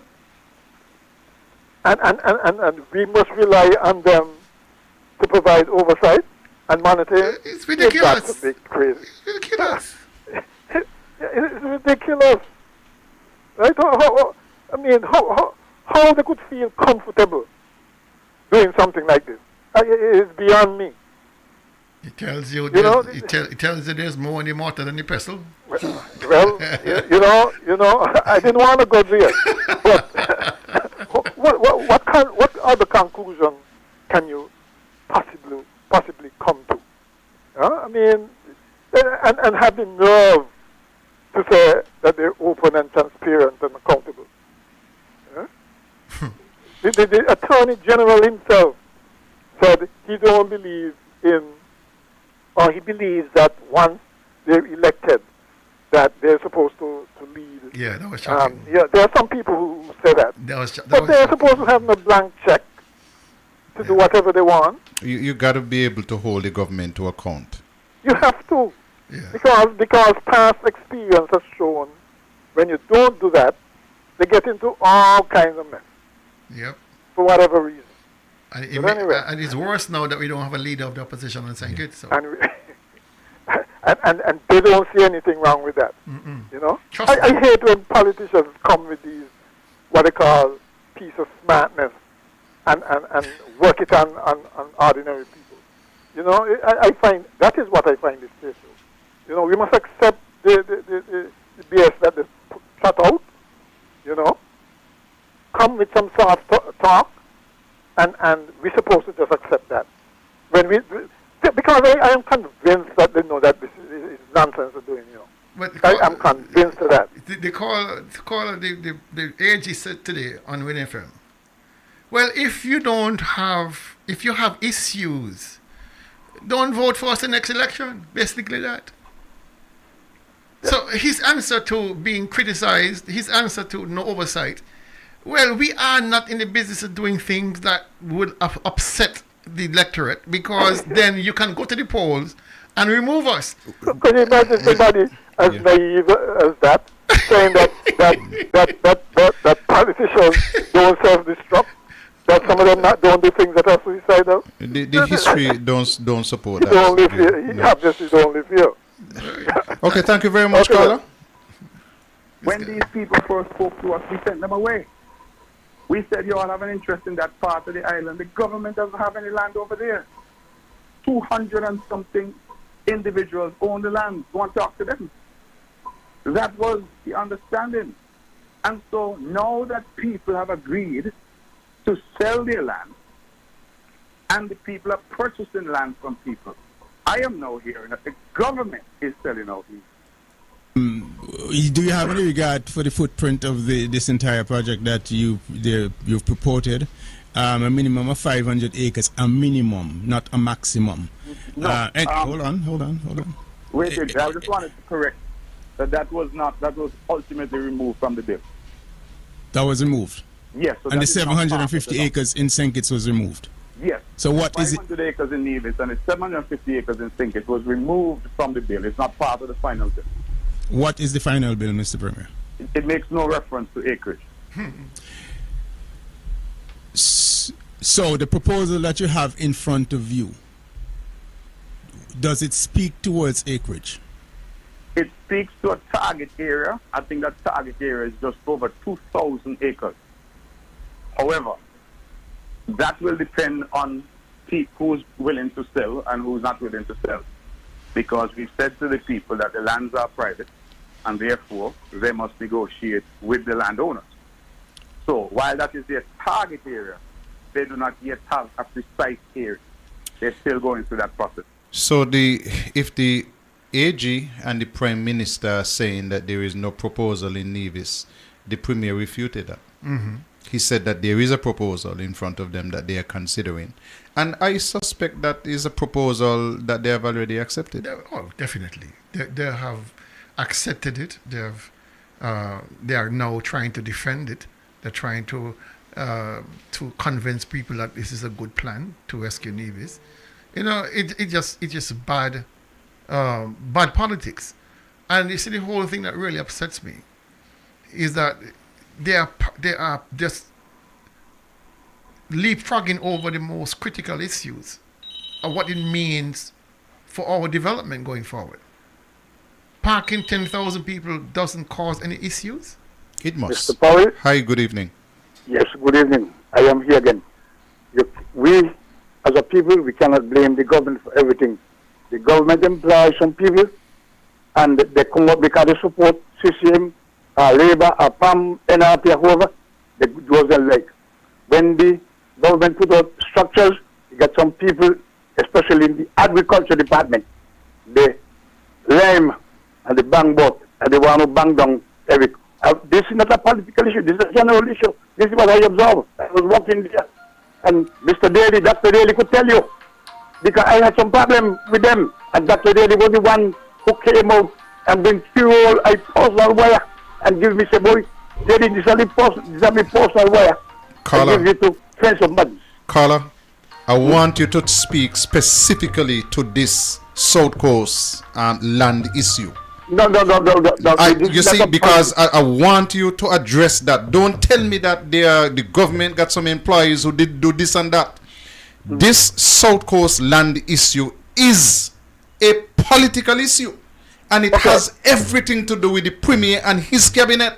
Nobody else, physical planning excluded. Everybody else excluded. Speak specifically to that. That is what I'm challenging you on. This is not no. It's a long time back. Yeah, but I am bringing you up to now. So speak to the now matter. The urgency of this matter. It's a long time. It's a long time, Bentley. I don't think that, and I just wait until now because no, stick a pin. What did he do similar to this in the past? And we kept quiet. Can you say, and we just attack? What did he do similar to this in the past? And we kept quiet. Well, we can't keep quiet anymore. No. What did he do similar to this? Because when you come on the show and you make statements like those, I'm going to challenge you. And I want you to be able to debate the issue with me. What did he do similar to this land grab in the past and we kept quiet? Hold on. Because of the prior election, he can start to talk about development and this and that. Carla, stick with me. Stick with me. Okay. On the table tonight, in the fierce glare of the bright lights, is the land grab and the south of Nevis. You came and you carry me with dancing here in reggae, and all of a sudden you start to play some fast Quelby. So I want you to be on the same page with me. If you're not on the same page with me with the land grab, don't distract me, carry me nowhere else. Well, me on the same page with you. Because how we going to get all and our family going to continue work, how our family going to move on.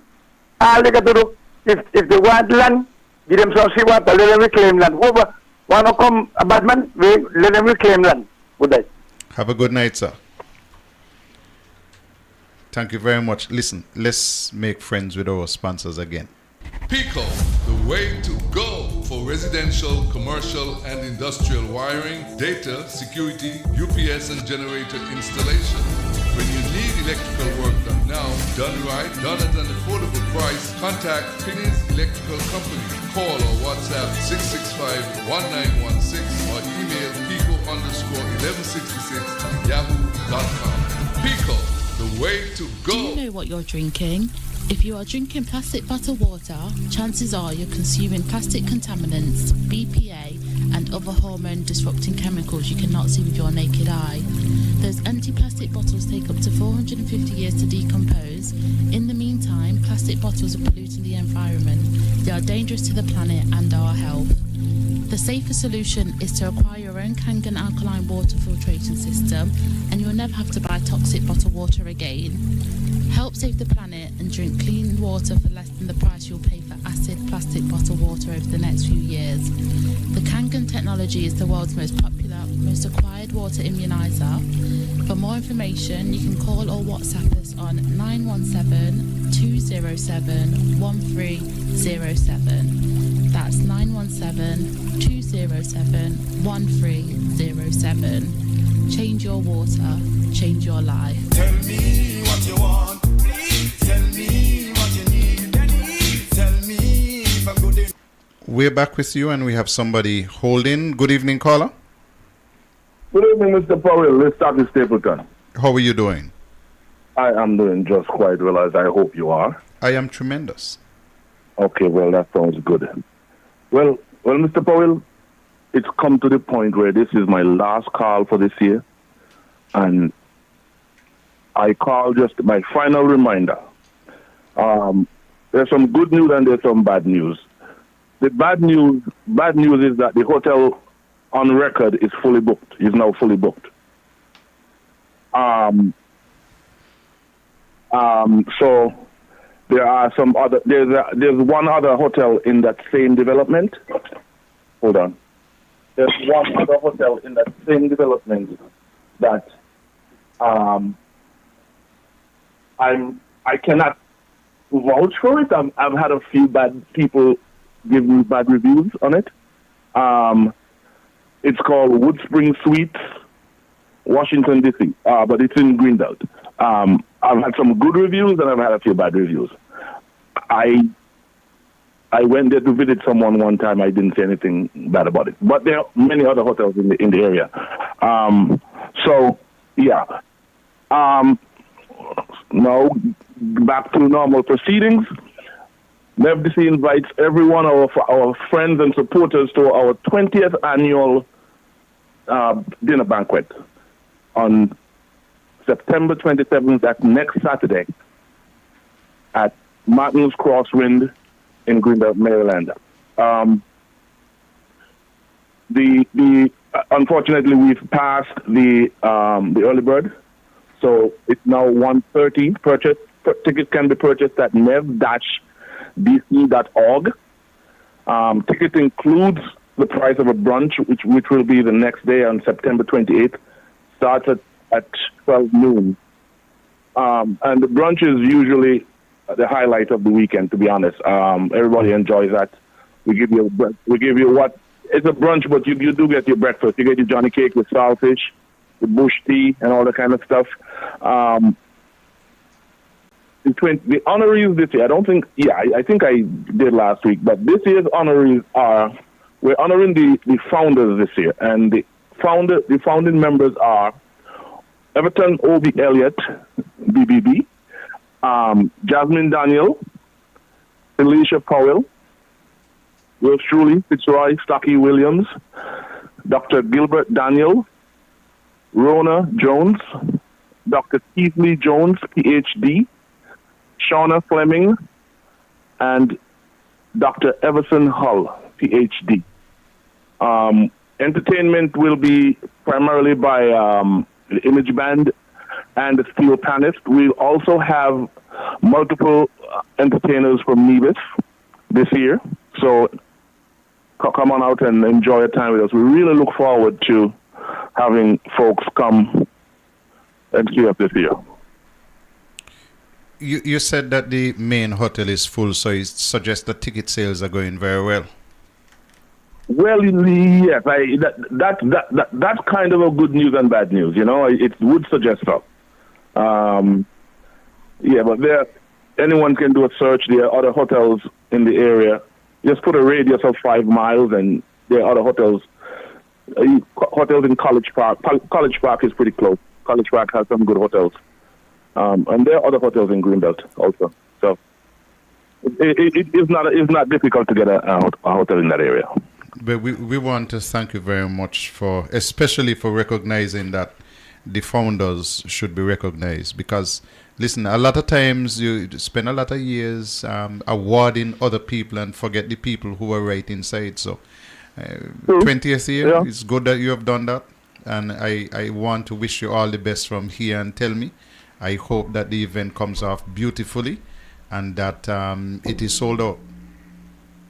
Well, we hope so as well. We're looking forward to showing everyone a great weekend. It's not just one night. I keep reiterating, but it's true. It's not just one night. It's a weekend. Come on and enjoy. Thank you very much, and say good night to the lovely wife for me. I will do that. Thank you very much. You as well. Have a good night. Okay, bye-bye. Okay. Gentlemen, again, let me tell you about the raffle. The Nevis Youth Arm is having a raffle. They have 42 different prizes celebrating the 42 years of independence, of course. And we want to hope that that you get your tickets. Make sure it's a sold-out event. I still have some tickets, so give me a call, send me a text, and let me make sure that I can block your tickets for you. In terms of another local thing happening here, I think persons who have been driving on Main Street would know that a section of that road has been closed for quite a while. Public Works did say that it would be closed from the 13th for 5 days. By my reckoning, the 5 days gone. So Public Works hasten to reopen that section of Main Road because it's more than a little bit inconvenient. You have a holiday tomorrow. We have the whole weekend. Make sure that by Sunday afternoon that the road is open and that people can go back to using that section of the road. Let's take this call and then we get some other things to look at. Good evening, caller. Caller, good night again. Yes. Caller, as you feel, I want to thank Rohan Oils, for what he has done, because I think Mr. Parry deserves it. He needs some kind of recognition, man, for your contribution. And that's the way to go, Rohan. Thank you. Jamlong said thank you for doing such a thing as a youngster. You were sounding so well there. Sorry, that call dropped. Okay. Heard an interesting sermon by Pastor Connor. I don't know if the AG and the Prime Minister gonna be vexed with him too, because he was telling people not to sell the land. Some of us have become so thirsty that we are willing to sell the clothes off our back for one drop of water. And you know what is troublesome? Our people sometimes encourage us to do that. Now, let me give you an example. There was a piece of land next to a piece of land that I owned. And I bought it on one end, and another resident of the community bought it on the other end. It came to my attention that the resident that bought it on the northern side wanted to buy it, and the owner was willing to sell. I went to the owner and I said, in as much as I would love to have your land, do not sell it. Do not sell it. He said, Pastor, I said, let me tell you something. You have to be drop dead in need. And even then, don't sell it. Leverage it at the bank, but keep it. Do not sell it. I said, I would not come to you because I know if I come to you, you will sell me. But I'm not going to do that. And instead, we instruct our people on how to build an empire. We allow them to sell their birthright for a mess of pottage, a glass of wine, a game, and they travel on.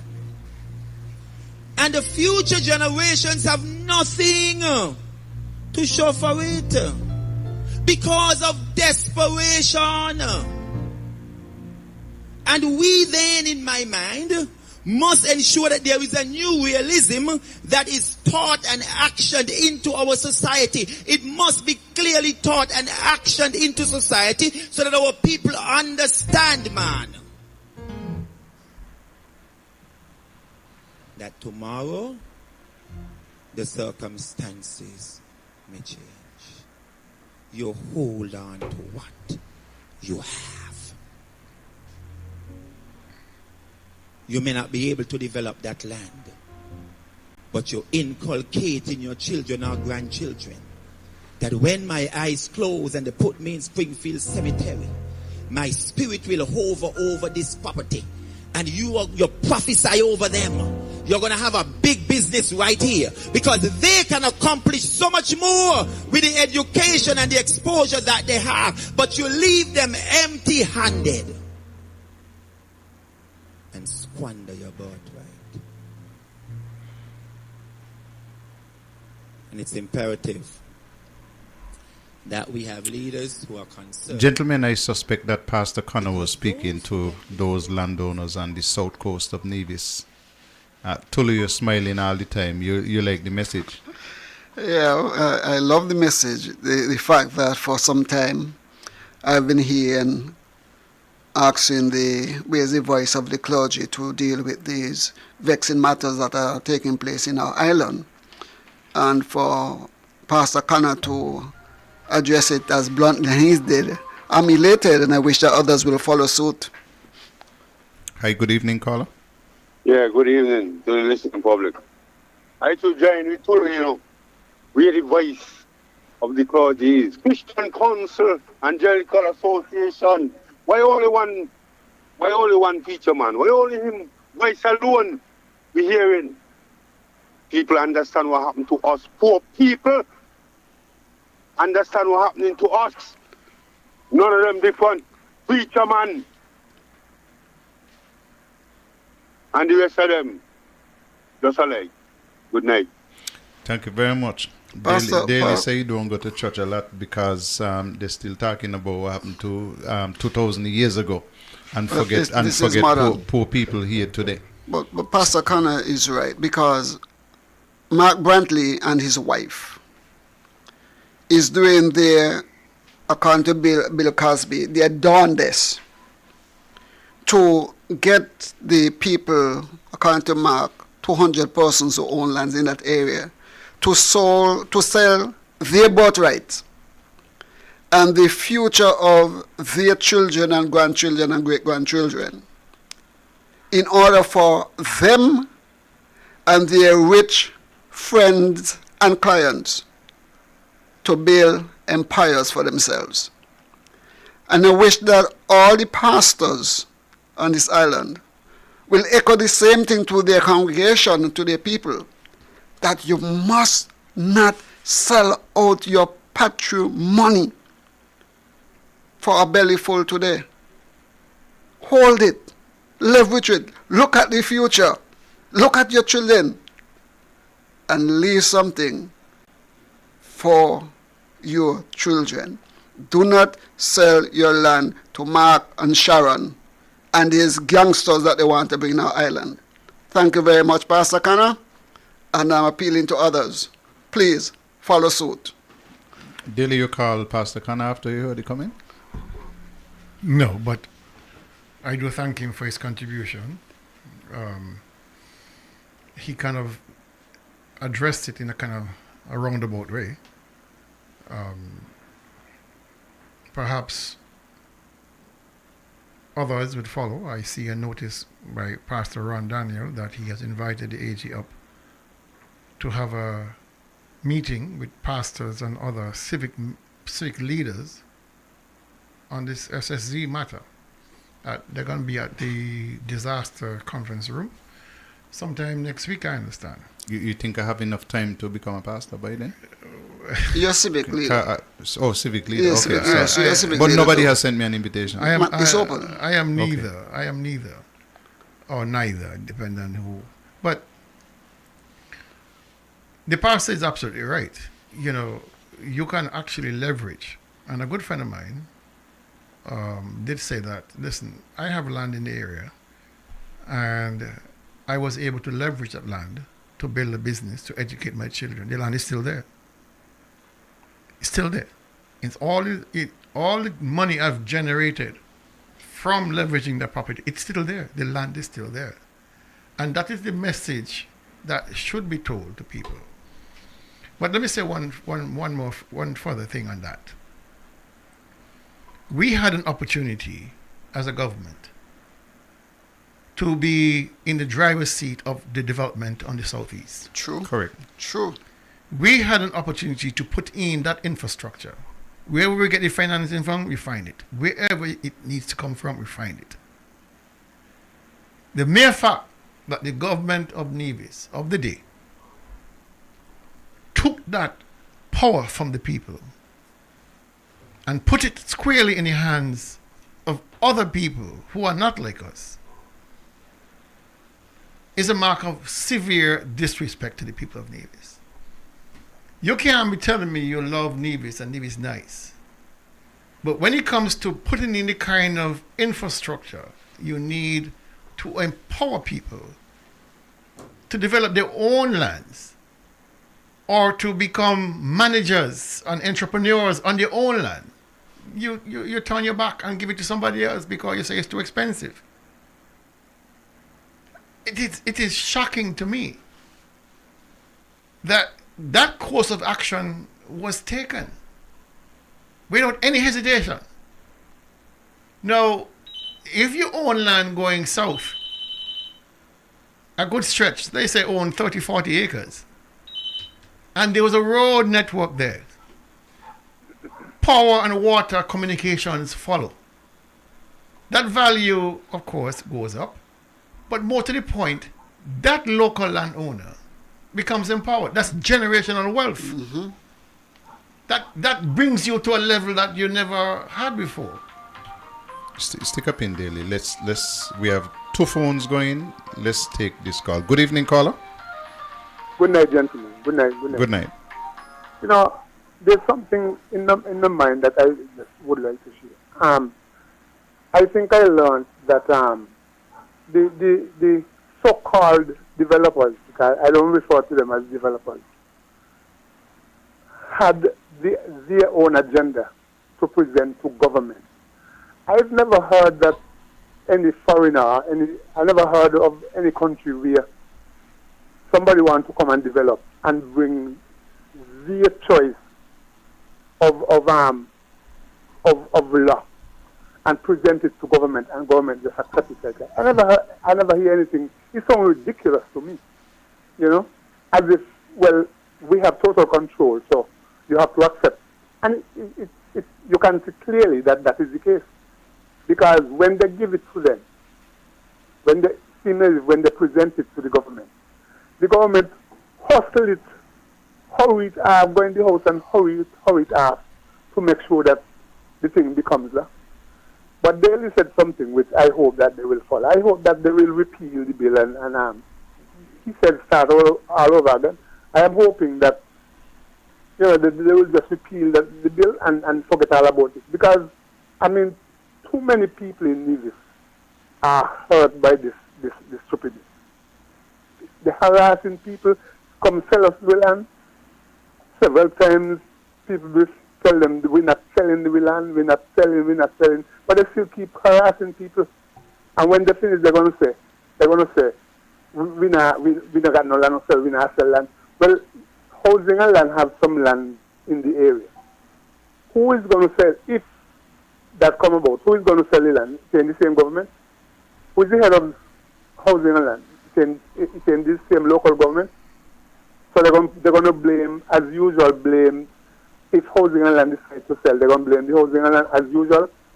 Put the bill, think it's the bill for them to pass. When it could have been passed in Nevis. Man, as far as I'm concerned, right, this leadership of government that we have in Nevis, they need to just pack up and leave. The lies, the amount of lies, we're not getting the truth. At one time they say, when people ask the question, what kind of development? He comes and say, but they're going to build 3 hotels. If you're going to bring in 10,000 people for the zone, right? Let's say, you know, for the zone, where the local people will get work, where they will get work, where they will get a chance to go in there and get work. It is time that these guys stop fooling people. It's time for them to stop fooling people, pack up and leave. Everything, geothermal, everything, they just give it away, everything. Look at the what you call it, the pole farm, the boiler farm. Can't get nothing done. The man is a complete failure. The government, they just fail, and it seems to me like there's nobody in the government to say, boy, let me talk out, let me speak out. All of them, like, I don't know how to describe them. They're afraid to talk. And the Prime Minister was one a long time since he got into government. You know? He was one that be careful with this kind of leadership that we have in Egypt. He was one. And now we get to still all mixed up in them. And it's like, I would say locally, it's like somebody have their foot on the neck and somebody neck. And they can't get no relief. So everything they do, they're like they're wrong. Thank you. Thank you very much, caller. Listen, I made a mistake when I spoke about the General Council coming up this Sunday. Is at occasions. So I made a mistake earlier. It's at occasions. So please do not go to Jessup's, go down to occasions. We're on overtime, and we're going to be doing some overtime. We're going to do at least half an hour, maybe a little more. But we still have some issues to cover, and so we'll be here for a little bit. Good evening, caller. Yeah, good night again. We shouldn't be sitting on in this country, right, and hoping that they repeal all that. We need to stand up and make them repeal the law. Even if we have to shut the country down and make them repeal the law. A foolishness the boy again, they go do to enrich himself. You think he'll put in any infrastructure to empower us with the land that we have? Well, how you make millions? If he do that, how you make millions? They said to the people again, and me not stop say so. We get rid of the money. And in a hard too, we ask them to leave. And if you don't want to let, they make him leave. Make him go on. Stop yelling, disappear. Good night. Thank you very much. Gentlemen, for years, we have been hearing about a hotel which was first supposed to be over in St. James's. I am reliably advised that this hotel should now be in St. Thomas's, in the area of the St. Thomas's school, just close to that school, and some lands there, Kawaja lands. Understand that the hotel operators, owners, investors had very good discussions on the lands with respect to getting the lands for the hotel. But here is the problem that we have. The government has been dealing with that hotel group very slowly, very, very slowly. There was a town hall meeting which was held at the St. Thomas's church school, where people were invited and the plans were laid before the people and all of that. And the government has been very slow. But for all of that hotel development, brand new hotel, employing a whole ton of people, hundreds, they never requested no special zone. Four Seasons never requested a special zone. Now Mount Nevis, now none of the other hotels. They got the concessions, but no special zone. But here we have a set of people who want to come to Nevis, bring in 10,000 people in a special zone in an area of Nevis where they'll have their own sovereign state, and me and you, they say, can't go. Well, you know me troublesome, I might go and get a little lock up. Because that is how I feel. The Prime Minister and the Attorney General wash their hands. They say, that's a Nevis matter. We're not involved in the you stop over there with all your confusion. But they pass it down in St. Kitts. Caller, good evening. Good evening, caller. How are you? Hello, good evening, caller. Good evening, caller. Person may be gone. Hi, good evening. Good evening, caller. No, I was punching up the wrong one. Good evening, caller. Good evening. You hearing me? Loud and clear. Okay. Guys, I know you guys don't want to be held liable for certain things that is spoken on your program. Right? So don't but speak right them because me no want go quotes. Keep it nice and clean. Keep me out of quotes. Yeah. But guys, right now, Kibo is the only one speaking what need to be spoken, you know, brother. This is the mindset that we have to have them. And this is where this thing have to go right now, you know. I call in a few times already and tell you guys, those guys don't care about nobody there. So we looking for them to do anything correct, anything right. It's not going to happen. They don't care about us, right? And they're only looking up for themselves, okay? They're supposed to be some of our brightest and most educated minds, but they are a set of dummies and fools, okay? And one way or the other, we got to rise up and stop them. We can't be looking for waiting an election and all this kind of thing. We got to stop them now. It's now they need to be stopped.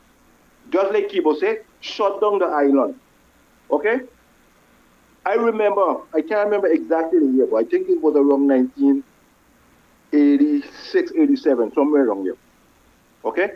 In St. Martin. We had a situation down here. It wasn't so severe like what is about to happen up there.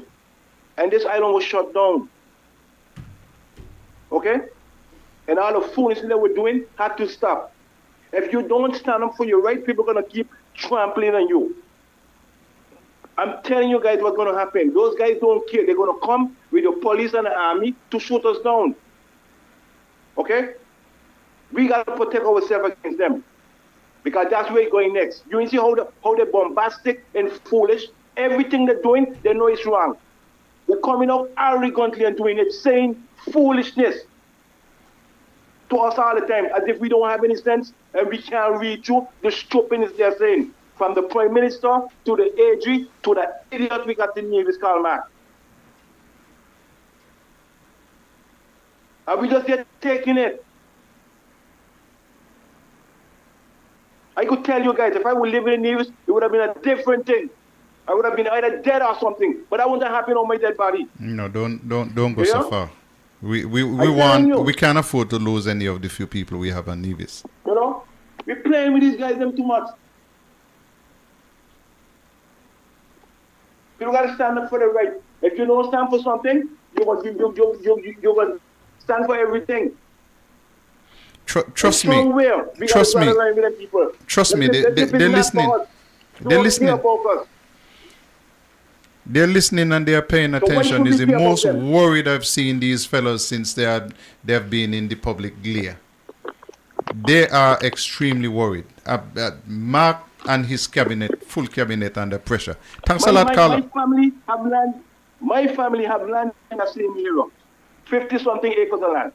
Okay, and if he think he gonna bring in these people, right? And those people themselves need a message sent to them. Why the hell you don't want to be a part of my society, but you want to come in here to live in there and scarp up your own? Who you supposed to be, God? We don't allow this kind of foolishness, man. Thank you very much, Carla. Gentlemen, I want to share something with you. The Premier posted sometime earlier, late last week, that Last Lap 2.0 would be held. Says C51 ended prematurely, so they had Last Lap 2.0 on Monday night at the cultural complex here in Nevis, at the village rather. It's the first time in Nevis that a freak and South get a bus. First time. All kind of bands and all kind of thing. We're going to come back to that. Good evening, caller. Good evening, gentlemen. How are you tonight? I have one thing to say, and it's because of tomorrow. And it's simply country above self. Mm-hmm. Thank you very much. I agree with you, caller. Let me get back to this before I miss out. Last Lap 2.0 had acts. It probably cost about $25,000 that night. They had acts from 9 o'clock. And you're talking about Sweet Sister Sensei, X Factor, Blackstone, DJ Madlinks, New Vibes, Madlinks again, Ultimate Band, Akayu Sweet, New Level, Adawa, Soca Empress, Ras and Rocco, Itebulos, Smudge, New Wave, SG Presidential, and Collision from 9 o'clock in the night until 5 o'clock in the morning. Free consult in a car, so nothing to go in. They get a bus. People don't piss pan cotton get the Premier to smell. With people who like to go dancing and fetting and they did not show up to No, sir. the free consult. Free consult. Well, I think they're right not to go because the Premier like to insult people. He said that people like free things, okay? And they're ungrateful, so they're right not to go. People are putting distance between themselves and this administration. That is the whole thing that is happening here. Well, Totally free consult. I did not even know heard about that. I knew about it, but I didn't hear anything about it. So it tells you there wasn't that much to talk about. It was advertised? Yes. Of course. It was all over Facebook. I did not come across it nowhere. Well, I'm not on the Facebook that much, and I'm not on the radio that much, so. And it was a Tuesday night, wasn't it? Holiday. It was Monday night. Monday night going Monday to Tuesday. night. And Yeah, Tuesday was a holiday. Coming International Heroes? Yeah, Monday night. Tuesday is a holiday. So that's why they could run it until 5 o'clock in the morning. They get a train. So they potentially spent more money promoting this free concert or free gathering than perhaps to spend the whole culture on. Yes. And still get a bus. Still get a bus. It tells you people are not happy with the way things are. People fed up. People just fed up. I've been trying to... And I made a post about it, actually. And it's a post that a good friend of mine gave me, a quote by a Greek poet. And he says, give them bread and circus, and they would never revolt. It is what this time? Give them bread and circus. Because you see, every time things go south with this government, they try to buy off the anger by bread and circus. Give them some food, drink, and some music, the circus. And they will not revolt. Clearly, in this case, for this particular case, it did not work because people did not buy the circus and people did not eat of the bread. No. People just... It shocked me. Freaking South get a bus. With them kind of names you call? Yeah. Akayo Sweet, Sinta Sensia. What going on? Wow. I am happy. That's a train, that's not a bus. A whole train? Let's go to the ads again, gentlemen. Pico, the way to go for residential, commercial, and industrial wiring, data, security, UPS and generator installation. When you need electrical work done now, done right, done at an affordable price, contact Finney's Electrical Company. Call or WhatsApp 665-1916 or email pico_1166@yahoo.com. Pico, the way to Do go. you know what you're drinking? If you are drinking plastic bottled water, chances are you're consuming plastic contaminants, BPA, and other hormone-disrupting chemicals you cannot see with your naked eye. Those empty plastic bottles take up to 450 years to decompose. In the meantime, plastic bottles are polluting the environment. They are dangerous to the planet and our health. The safer solution is to acquire your own Kangen alkaline water filtration system, and you'll never have to buy toxic bottled water again. Help save the planet and drink clean water for less than the price you'll pay for acid plastic bottled water over the next few years. The Kangen technology is the world's most popular, most acquired water immunizer. For more information, you can call or WhatsApp us on 917-207-1307. That's 917-207-1307. Change your water, change your life. We're back, and we're still on Tell Me. We promised you that we'll go till at least 5:30, and then we're going to leave you for tonight. There's one thing I wish to perhaps close off my segment with, and it has to do with the purchase of lands up at Saddle Hill by the gentleman Roger Veer. In 2021, he would have purchased a total of 80 acres up on Saddle Hill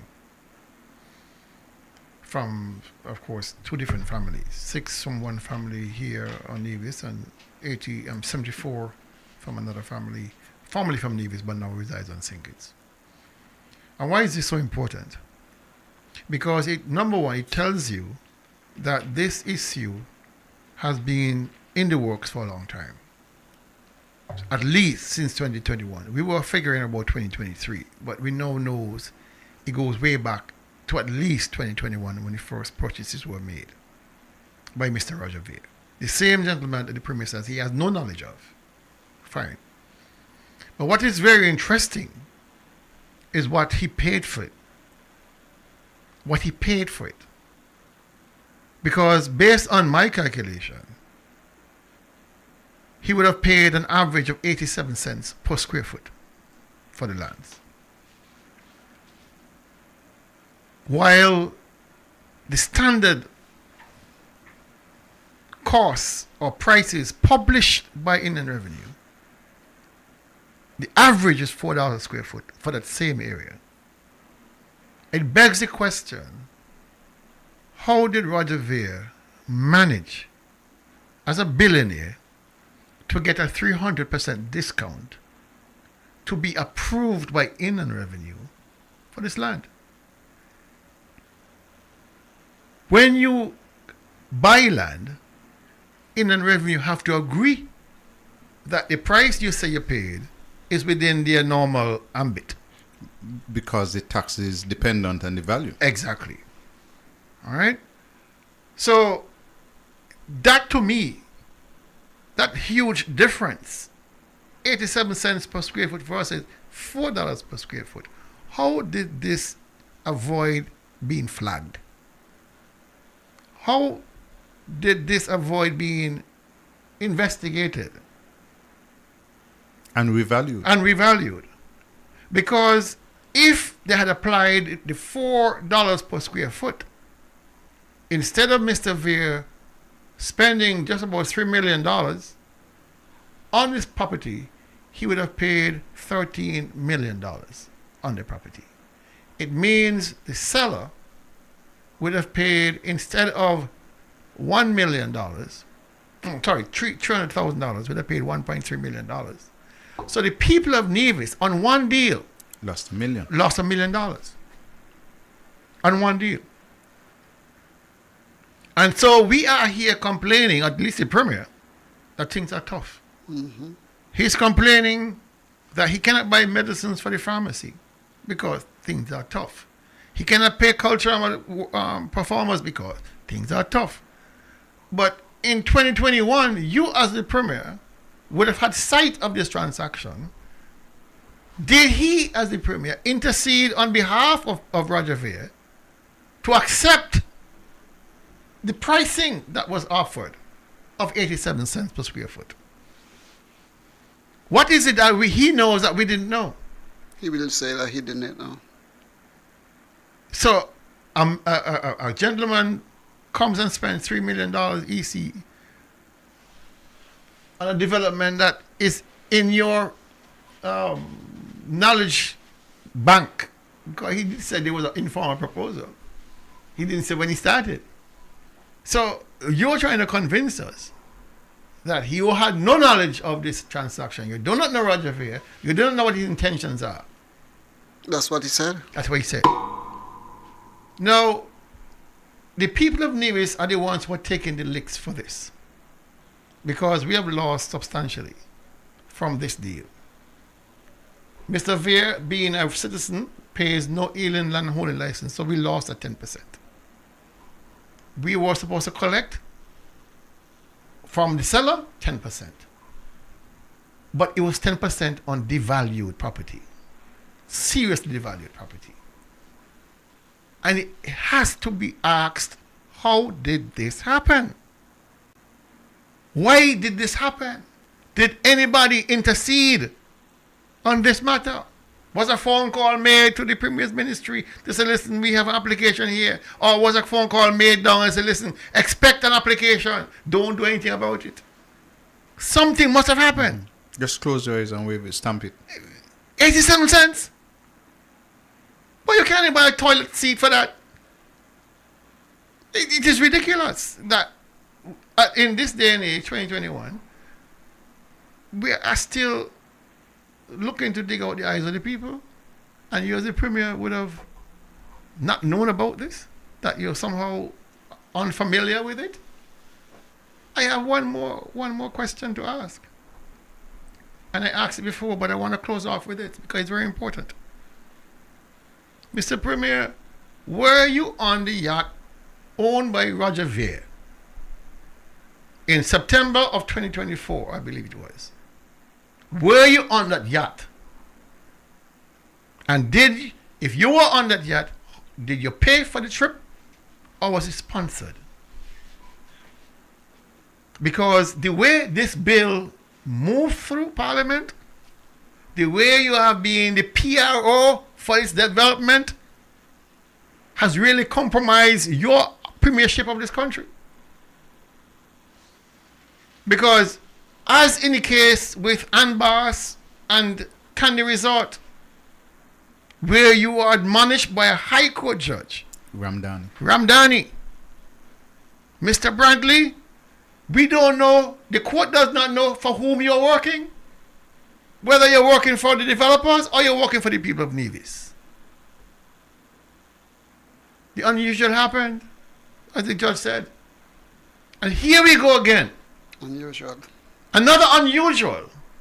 With the premiers out there on every show trying to sell this project, saying the land in question has been landlocked for 80 years, 100 years, useless, barren wasteland. While he should be saying to the people of Nevis, your government got your back. Your government will put in the road. Your government will make sure the water goes in. Your government will make sure neglect goes in. Your government will make sure communication goes in. So when you choose to develop your land, you have power. You have power. That is what leaders do. What happened on St. Kitts on the peninsula? When they started the road from Frigate Bay all the way over to the southern end. People criticized. People laughed and said, oh man, you're wasting money. Private lands. What are you doing?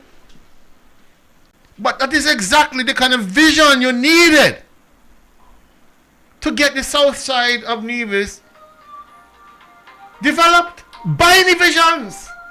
Funny visions. Funny visions. We are not stupid people.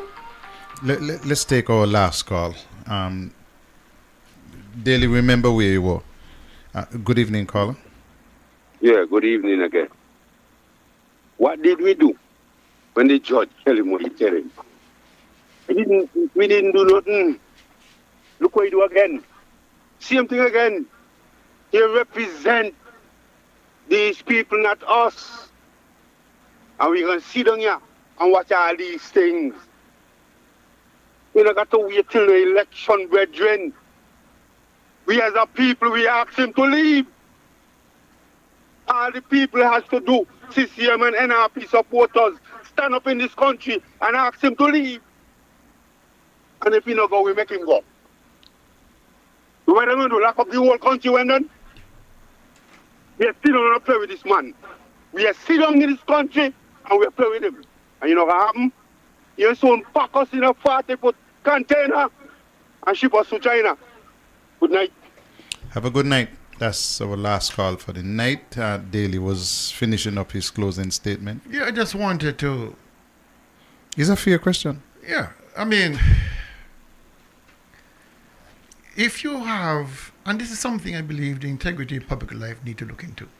In Jamaica and other countries, they don't wait for people to bring matters to them. They do their own investigations and they issue summons to the people who they want to. Here they seem to sit back and say, well, nobody come to us. They're blind and deaf and can't see, can't hear. And the information might not be available to me because I'm a civilian. But if you're a government entity, agency, once you leave port, especially since this boat is European, once you leave port, you have to send through your documents who is on board, where you're going, when you're going to come back, blah, blah, blah. Records. That information is out there, you know.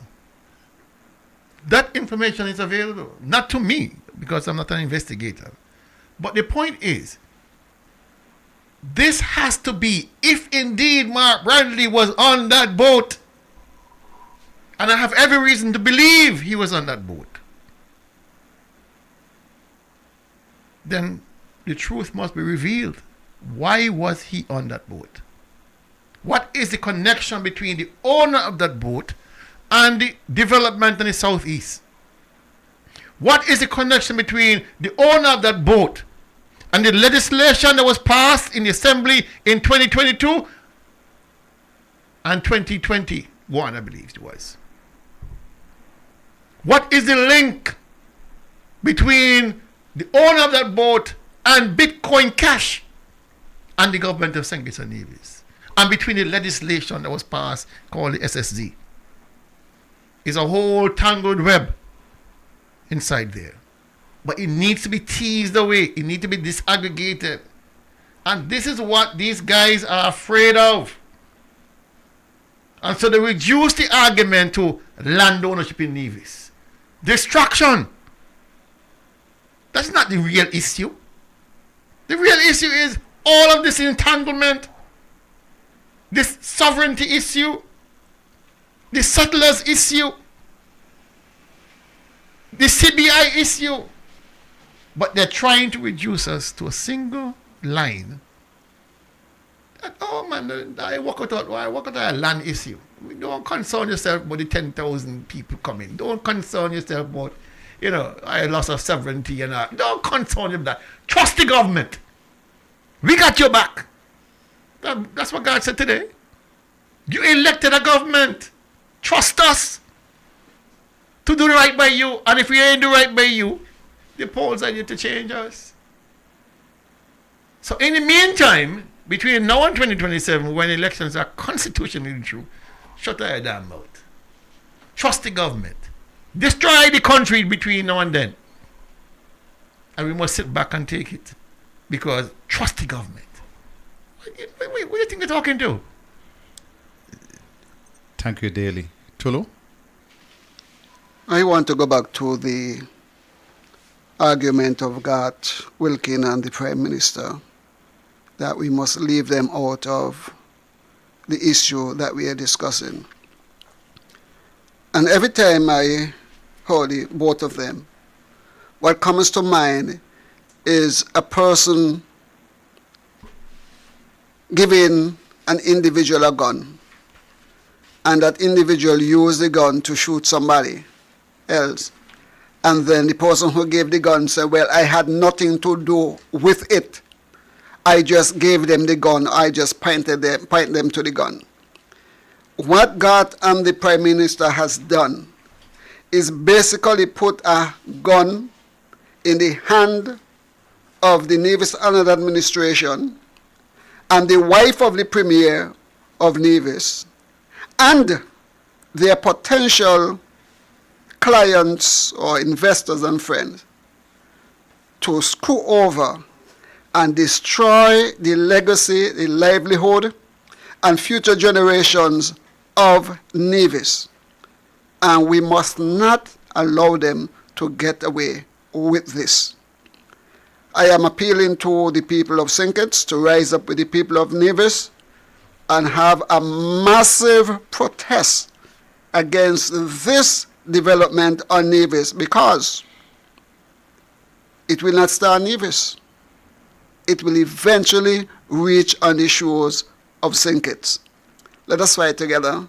Let us fight this.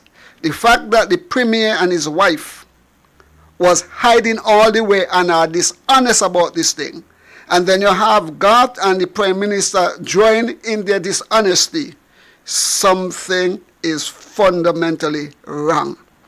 We, the people of Nevis, will have to correct it. Good night. But I think you're forgetting the fact that the Attorney General said that they ain't gonna proposal for no zone in St. Kitts. So it's a Nevis matter. Anyway. Those guys tell so much lie, I cannot trust them. Be that as it may. I'm going to end on two notes. One serious, one a little bit lighter. The serious note is that for a couple of days, I understand that the dialysis treatment center in St. Kitts was down. Now, this is a serious matter, especially as it relates to our patients in Nevis who have to go to St. Kitts for dialysis. I put this squarely at the feet of CCM. Every single member of the CCM cabinet should be charged with this irresponsible act of not having dialysis in Nevis at this time. Because when they came to office in 2013, there were 2 units in a container which were ready to go. We allowed a $500,000 investment to just disappear. But that's not important to them because they have already spent $19 or $20 million on a new hospital and we can't use it. Really and truly, when they had spent 10, they were told, listen, push it down and start again. And they spent another 10 because they're foolish. And they don't want people to understand that they had to correct work which was done bad from the beginning. That's my serious matter. Done with that. The other matter is lighter. Should be serious as well. National Heroes Day, and the Prime Minister was addressing the people in the audience. Maybe they didn't put the protocol list on top the podium so that he could see who the people are. But he ought to have known everybody. For some strange reason, the Prime Minister forgot Dr. Janice Daniel Hodges' name. Let me also recognize Member of Parliament of the Nevis Island Administration and the daughter of one of our national hero, her Honorable Janet. I don't know how he forget her name, but somebody, I beg you, please send the Prime Minister a text or send him a note and tell him that he's Dr. Janice Daniel Hodge and that he should remember it. Okay? Listen, we're going. We have some food on the outside, and are you hungry? I don't know about the other two, but are you hungry? And I said that was the final, but I got to listen to Garth Wilkin one more time. There's no sustainability. Oh, we don't have any. No, because this law was just passed. Okay. Yes. There's no proposal for St. Kitts for any sustainability zone. The Premier has said there's one for Nevis. Yeah. I do not want to talk about, to be honest, I don't want to get involved in the debate that's happening in Nevis. That is a debate for Nevision.